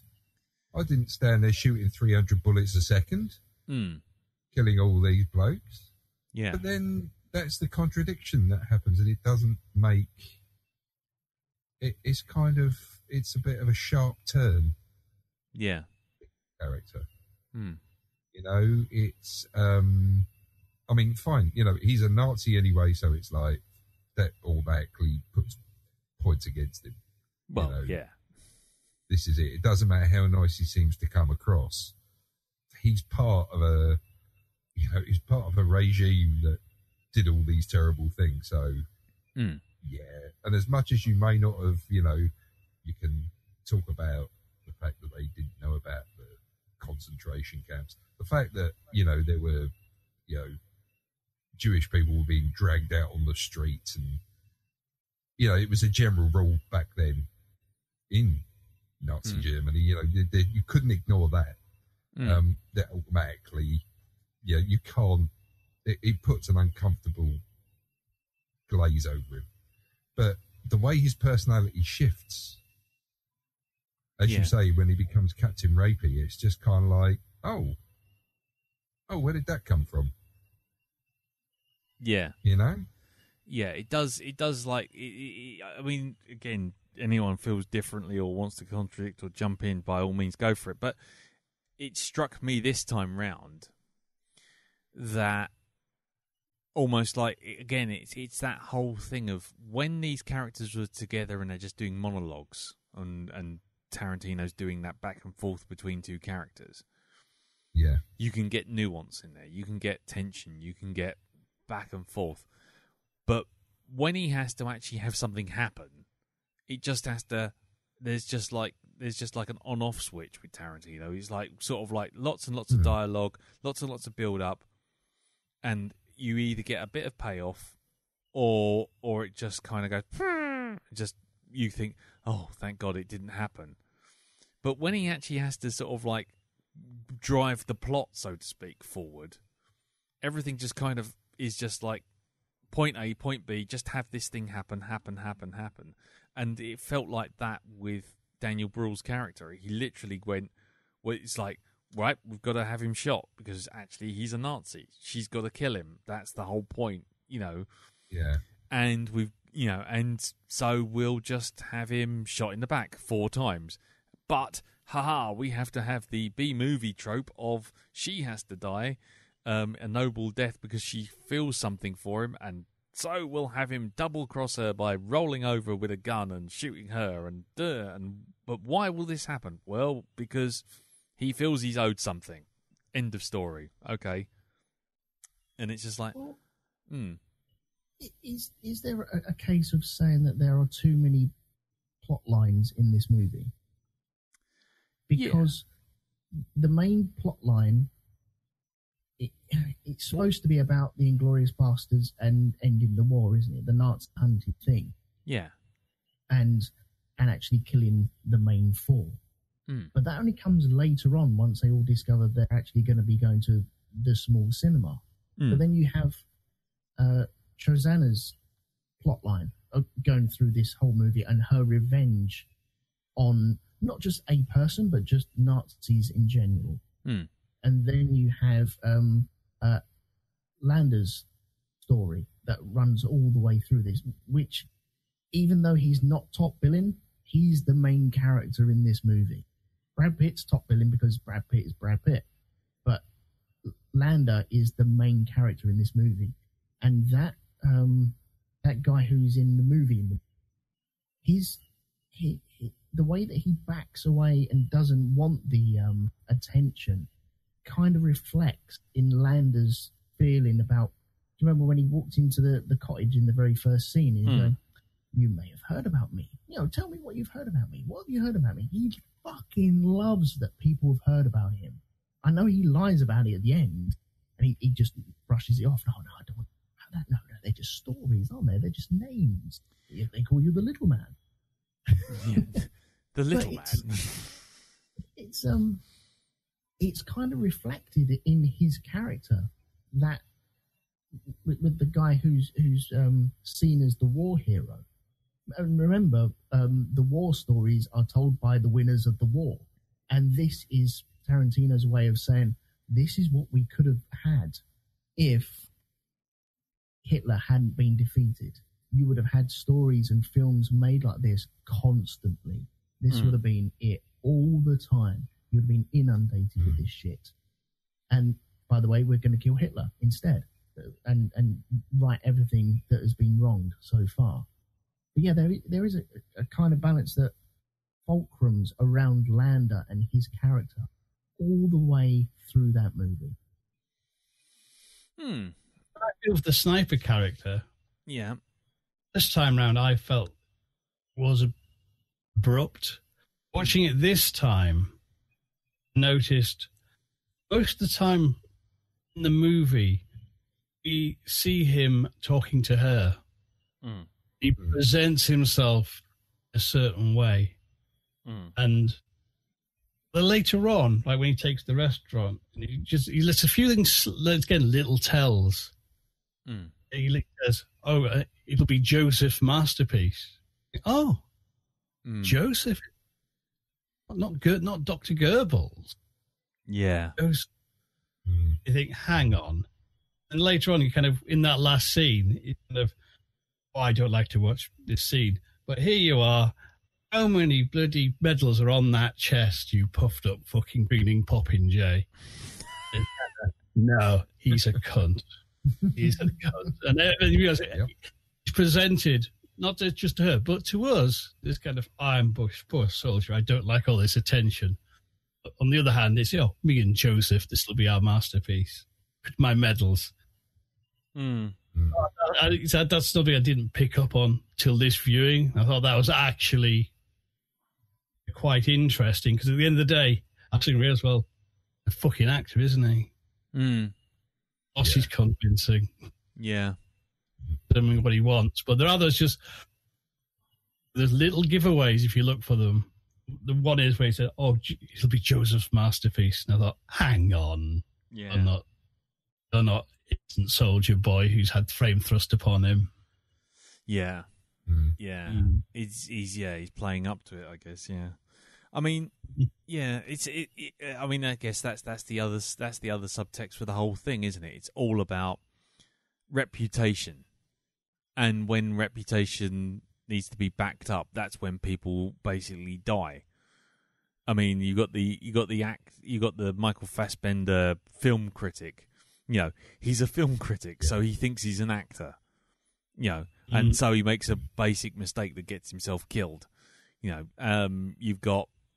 You've got the, as you say, the Daniel Bruhl character. He's an actor, and he bigs himself up, and he kind of, the mistake he makes is believing his own hype. And then you've got the rumors of the Inglorious Basterds as these indestructible sort of scourge on the Nazis, and as soon as they actually have to do something meaningful other than just thug about in the forest, they fuck up, and it all goes horribly wrong because they almost believe their own hype. And the same goes for Lander, because he, it's the same thing as you said, Jim. Those conversations are the same. What have you heard about us? What have you heard about me? What do you know who this person is? Do you know who we are? And then Lander doing the same thing. Do you know who I am? Do you know what they call me? It's that whole thing of it's all about projecting themselves without anything to back it up. And when it actually push comes to shove, all this stuff is just story and rumor and lies and myth, and actually it amounts to fuck all because people are all just shit underneath anyway. I mean, the more I think about it, the more I think that's probably the takeaway, that everyone is hiding behind a myth or a rumor or a thing about themselves, except for Madame Dreyfus, and she's completely blank. She's made a face for herself, but her facade actually has nothing. It's got nothing. There's no cracks in it. There's no, there's no rumors. There's nothing for her to back up other than be a cinema owner. And it's only she's nobody. Yeah, she's nobody. And she can't be who she is if she wants to stay alive. That's her cover. Yeah, exactly. And And that's the difference. I think this is a film about stories, and in particular about war stories. That's that is actually a uniting theme in it about everything that happens. Is the stories we tell and the stories we tell about war. I find it kind of, first time I watched it, I was kind of a bit disappointed Landa didn't get scalped or die horribly. This time, I can actually really appreciate the poetry of it, of that tradition of carving the swastikas on the head. It's kind of, you can take off the uniform, you can drop the pose, you can pretend to be Mr. Nice. You know what? You've got a bloody great 4-inch swastika carved into your head you could never get rid of. Yeah. You know what I mean? I have made that. I've made that fact about you permanent, visible. I've brought the inside outside. And scrub off. Can't cover it up.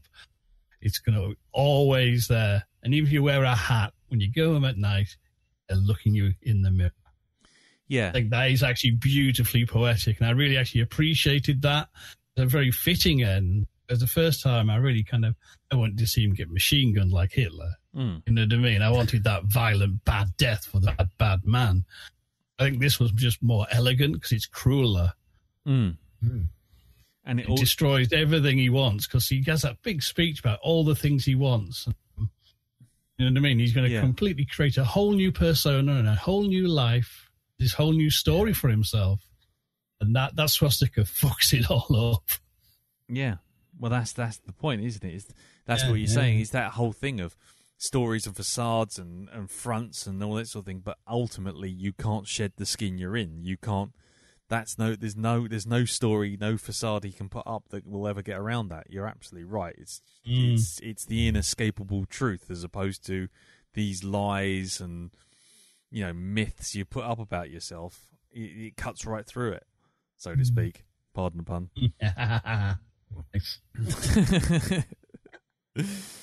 Can I just jump back onto one thing about his character that made me love him so much? Yeah, it's the way that he'll be having a conversation, and we've all had these conversations where you're talking to someone and you kind of got caught out on something, and it normally happened when you was a kid, and you would try to deviate the conversation away from the main point of topic to something else by either talking about something else or distraction somewhere along the lines.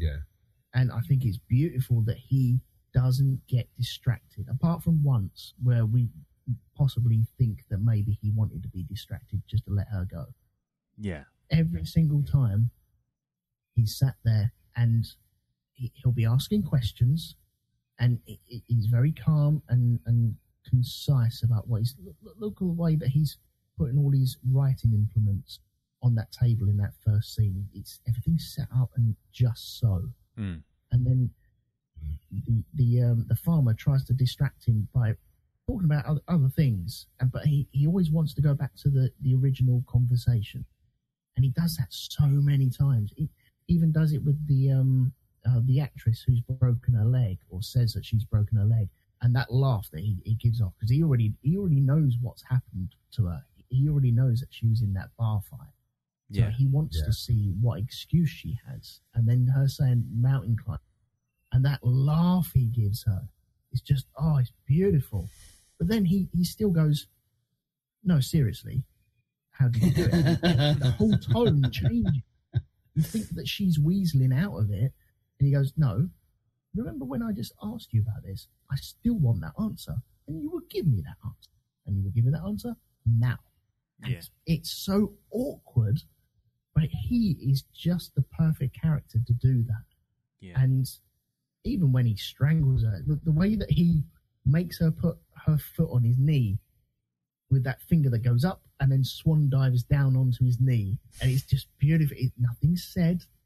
It's just graceful, and we already know where that's heading. And then the violence of bang, strangle her. It's just, wow. I can't describe how much I love that character in it. He's a bastard, but he just fills that room every single time. Cool.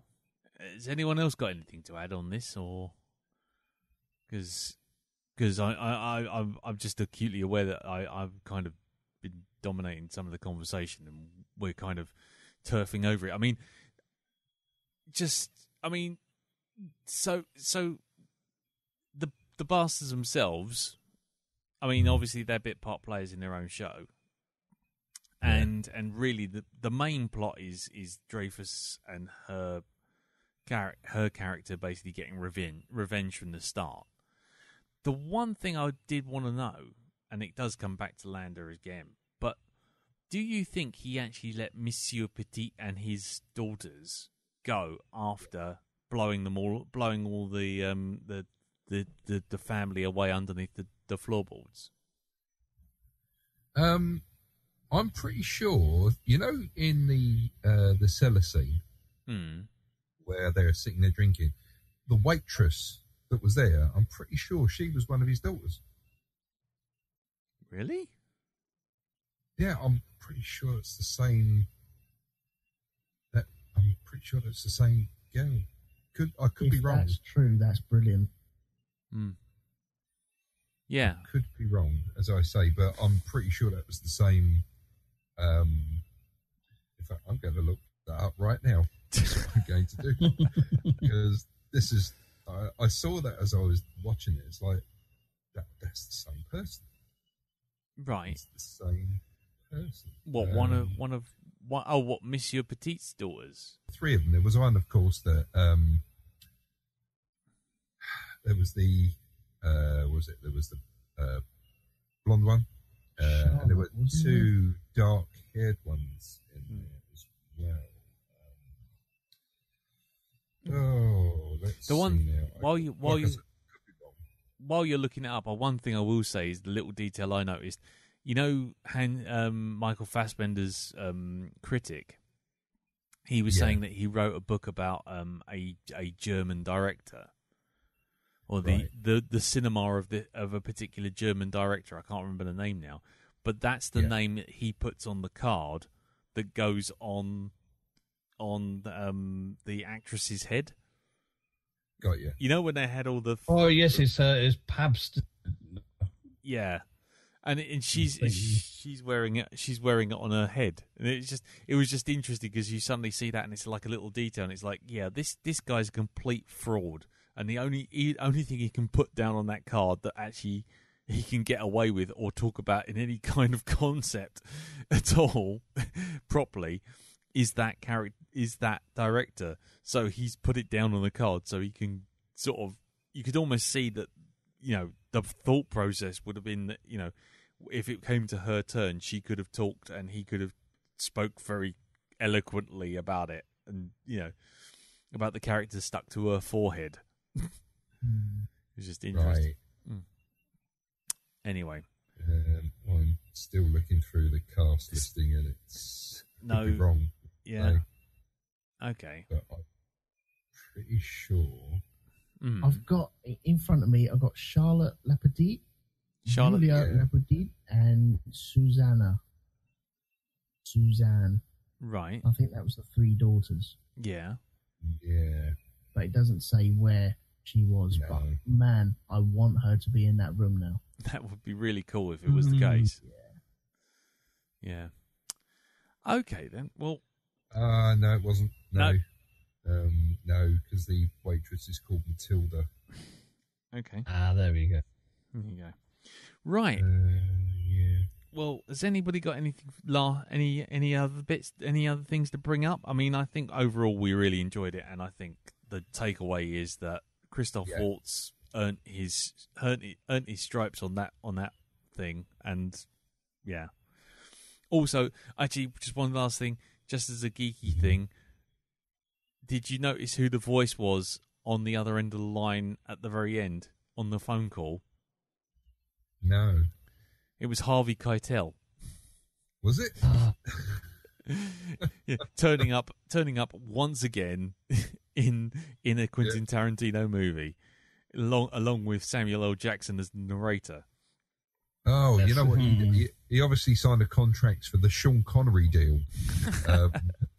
where he turns up at the end of a film and earns 50 billion quid, just for, like he did in Robin Hood, Prince of Bloody Thieves. Yeah. He turned up as King, was it King Arthur, I think it was, or whatever? King John. King John. No, it wasn't King John, it was King... Richard. Yeah, King that's Richard. it. Yeah, he turns up and goes, hold on there, I didn't give this woman away. Yeah, King L. Fucking bastard.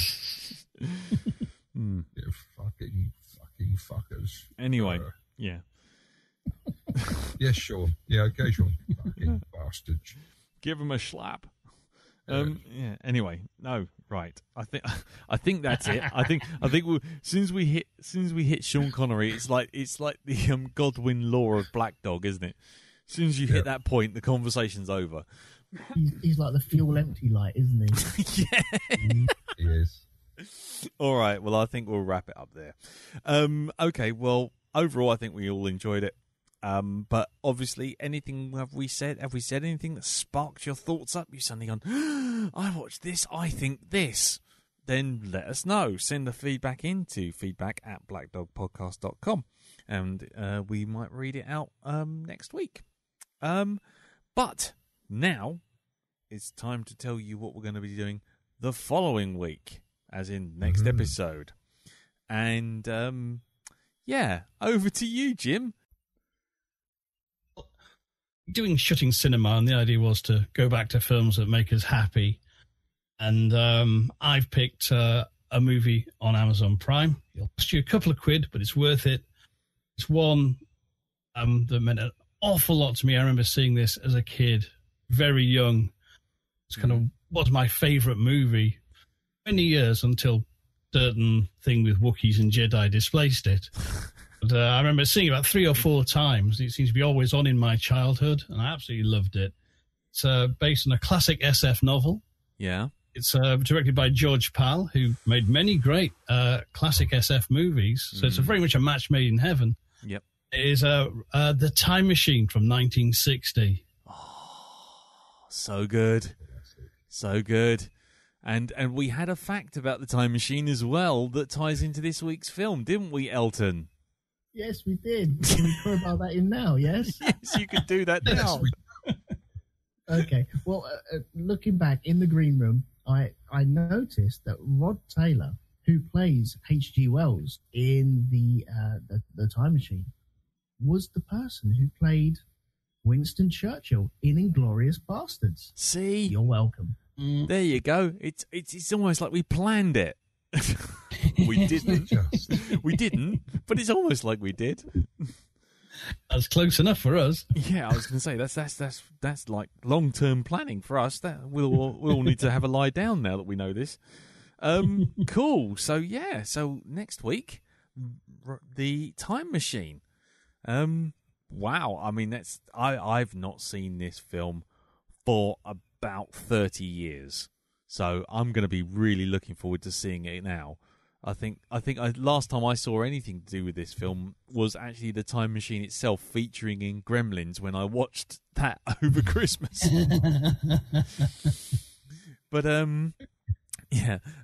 but anyway, what about you, Elton? Have you seen this film before?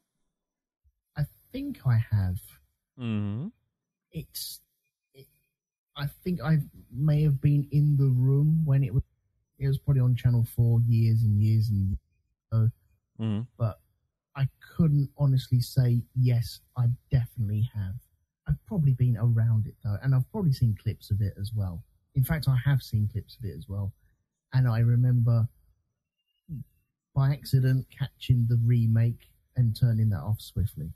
Yeah, we shall not speak of the remake. What remake? Exactly. Guy Pearce and Samantha Mumba. Is it? Yes. God blimey, how did my brain work that one out? Anyway, I probably forgot the recipe for peas and rice just for that fucking piece of that. Price of remembering Samantha Mumba. Yeah, exactly. The price of remembering it. Right, okay. And what about you, Dal? When was the last time you watched this film? What do you think of it? Oh, it was probably a good few years ago, but I've seen it many a time. Like Jim, it was like one of those films when I was younger that I loved sitting watching. I mean, George Pal stuff for me in general it's from a time of innocence. You know, it's before we had Star Wars and stuff like that. It was, I don't know, there's just something about films, science fiction films, early science fiction films that I really love. I love. So I think it's that innocence, about them before we got too complicated with sci-fi films. This is just good pulp stuff. Yeah, the way that it's, you know, George Pals. I mean, things like that. Was it other stuff that he did? God, see, my mind's gone completely blank. I know which one. Worlds Collide was one of his. Well, Worlds Collide, that's it. The one with the big, the one with the rocket ship on the ramp. That's it. The one, yeah. And of course, War of the Worlds. War of the Worlds, indeed. Stuff like that. They're just great viewing. You know, if we do have a season of something at some point, I might suggest George Powell. Nice. But, that would be good. When it just nice little trip down memory lane. Yeah, good. Well, I will caveat all of this by saying let's wait until we've seen this, because it could all go horribly wrong if our rose tinted specs suddenly don't collide heavily with the goggles of reality. But you know, I don't think it will. But you know, maybe just hold back just a tiny fraction until we know for sure. Yeah. But anyway. But no, I remember loving this film when I was younger. Yeah. You know. Yeah. BBC 2, 6 o'clock. Yeah. Every time. Indeed. Yeah. Cool. Indeed. And things like this. And I presume, Jim, from the fact you even picked it, you're obviously looking forward to seeing this.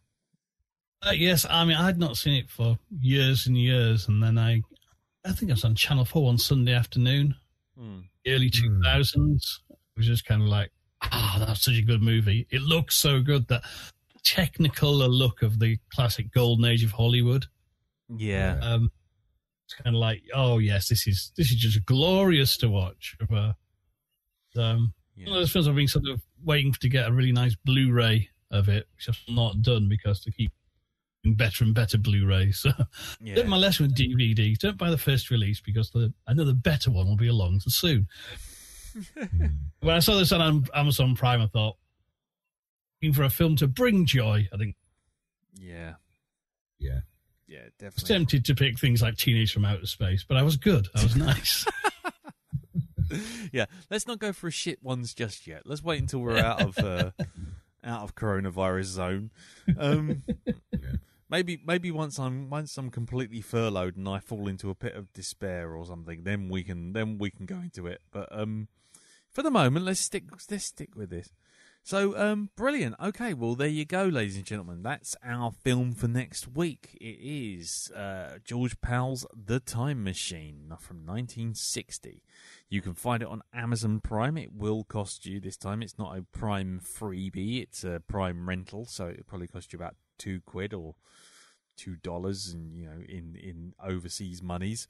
Yes, and so we'll be looking forward to reviewing that. And I am especially looking forward to reviewing it, because I this is one of those ones where I'll sit the kids down and go, "This is a fucking classic, you heathens. Take your heads out of those screen things and look at the future," as seen by 1960s corporate America. Right, okay, so cool. Anyway, before we go, as is tradition, let's go round and see what everyone's doing outside of this podcast. So, Jim, do you want to tout your wares? Indeedy. This week, I've just reviewed a new book of short stories from Mr. Tom Burgess. All 20 short ghostly tales, all illustrated by different artists. It's £2.99 for your £1 on Gumroad, and all proceeds go to the Australian Zoo, who are looking after animals and wildlife affected by the Australian wildfires. Oh, nice. For less than the price of a coffee, you can get yourself a good read.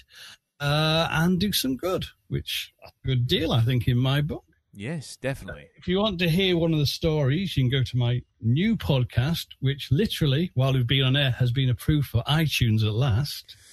Well, I never. Yes, I know. Would you believe it? I think it's worried about Apple again. But no, it's finally happened. I just got an email just 10 minutes ago. Bloody hell. It's now on iTunes, called From the Great Library of Dreams. There's 8 episodes up, and number 8 is the story Teacups from Nyctophobias by Tom Burgess, available on Gumroad. And it's as innocent as it sounds. Never Put is. you off your cup of tea. Other than that, today, for my other show, Commentary Club, we've just released a commentary track for 2 classic goodies episodes. Pay tribute to the great Tim Brooke Taylor, and just generally about the man, his life and works, and have a bloody good laugh. Excellent. It's fantastic. Cool. And we can find that all on hypnagoria.com and on iTunes and all good bookshops. Yes, and some shit ones as well, probably. Yay! Okay, cool. And Elton, over to you, sir. You can catch me, all my shows are over at rogue2media.com. We have Into the Expanse, where me and Andy talk about the TV show The Expanse. We have the Grand Prix podcast, even though there's no Grand Prix going around, me and Andy still talking about cars going around in circles. And Shonky Lab, the latest episode is about model making. So go over to rogue2media.com for all your podcasting needs. Lovely, lovely, lovely. Darren, you got anything to plug? No. Okay. Okay. Sorry, did you say no? Because I thought I hit the mic stand there.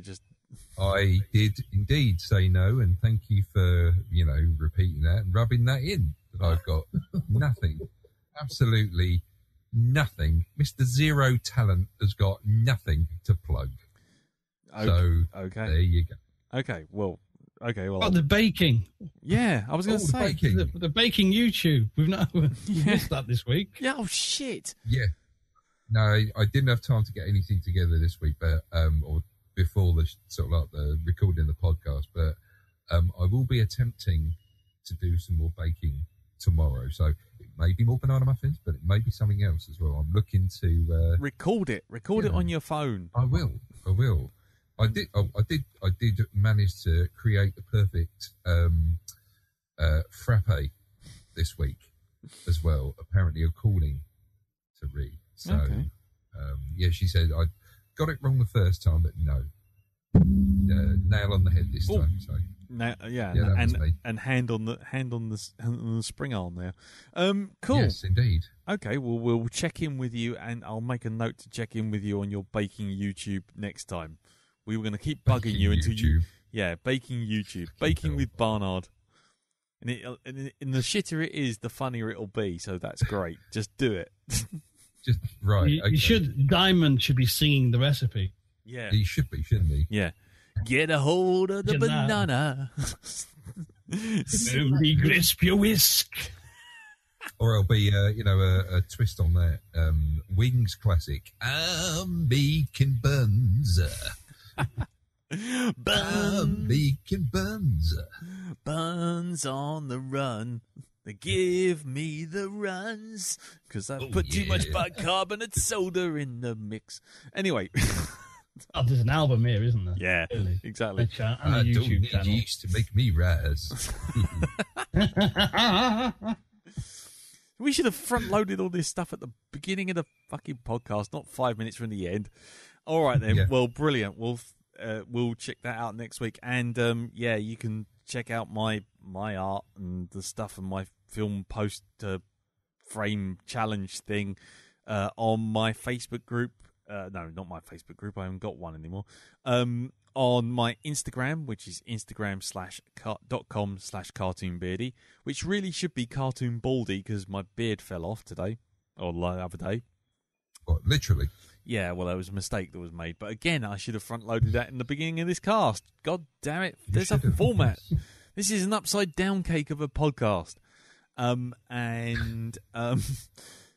you can also find my art on artstation.com/cartoonbeardy. And, there you go. And also, we've got our Twitter back up and running, Black Dog Podcast on Twitter. You won't find a lot there because as ever, I jumped on Twitter, immediately despaired for humanity and its excessive neediness, and I immediately just logged off. So that will just be posting up updates of of just new episodes. So if you're listening to this, you don't need to go on Twitter, frankly. Right, so that's it. So thank you very much for listening. Thank you, Darren. Thank you, Jim. Thank you, Elton. And we shall see you all next week for George Powell's The Time Machine. Until then, take care. Speak to you soon. Ta-da!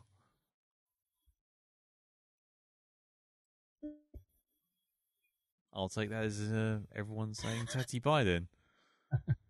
Yep, bye. Fucking... What do I pay you guys for? I was waiting for I was Darren. waiting for the Darren and Jim thing. My fucking Wi-Fi wigged out there for a second. I was going to go, it's a bingo. Bye.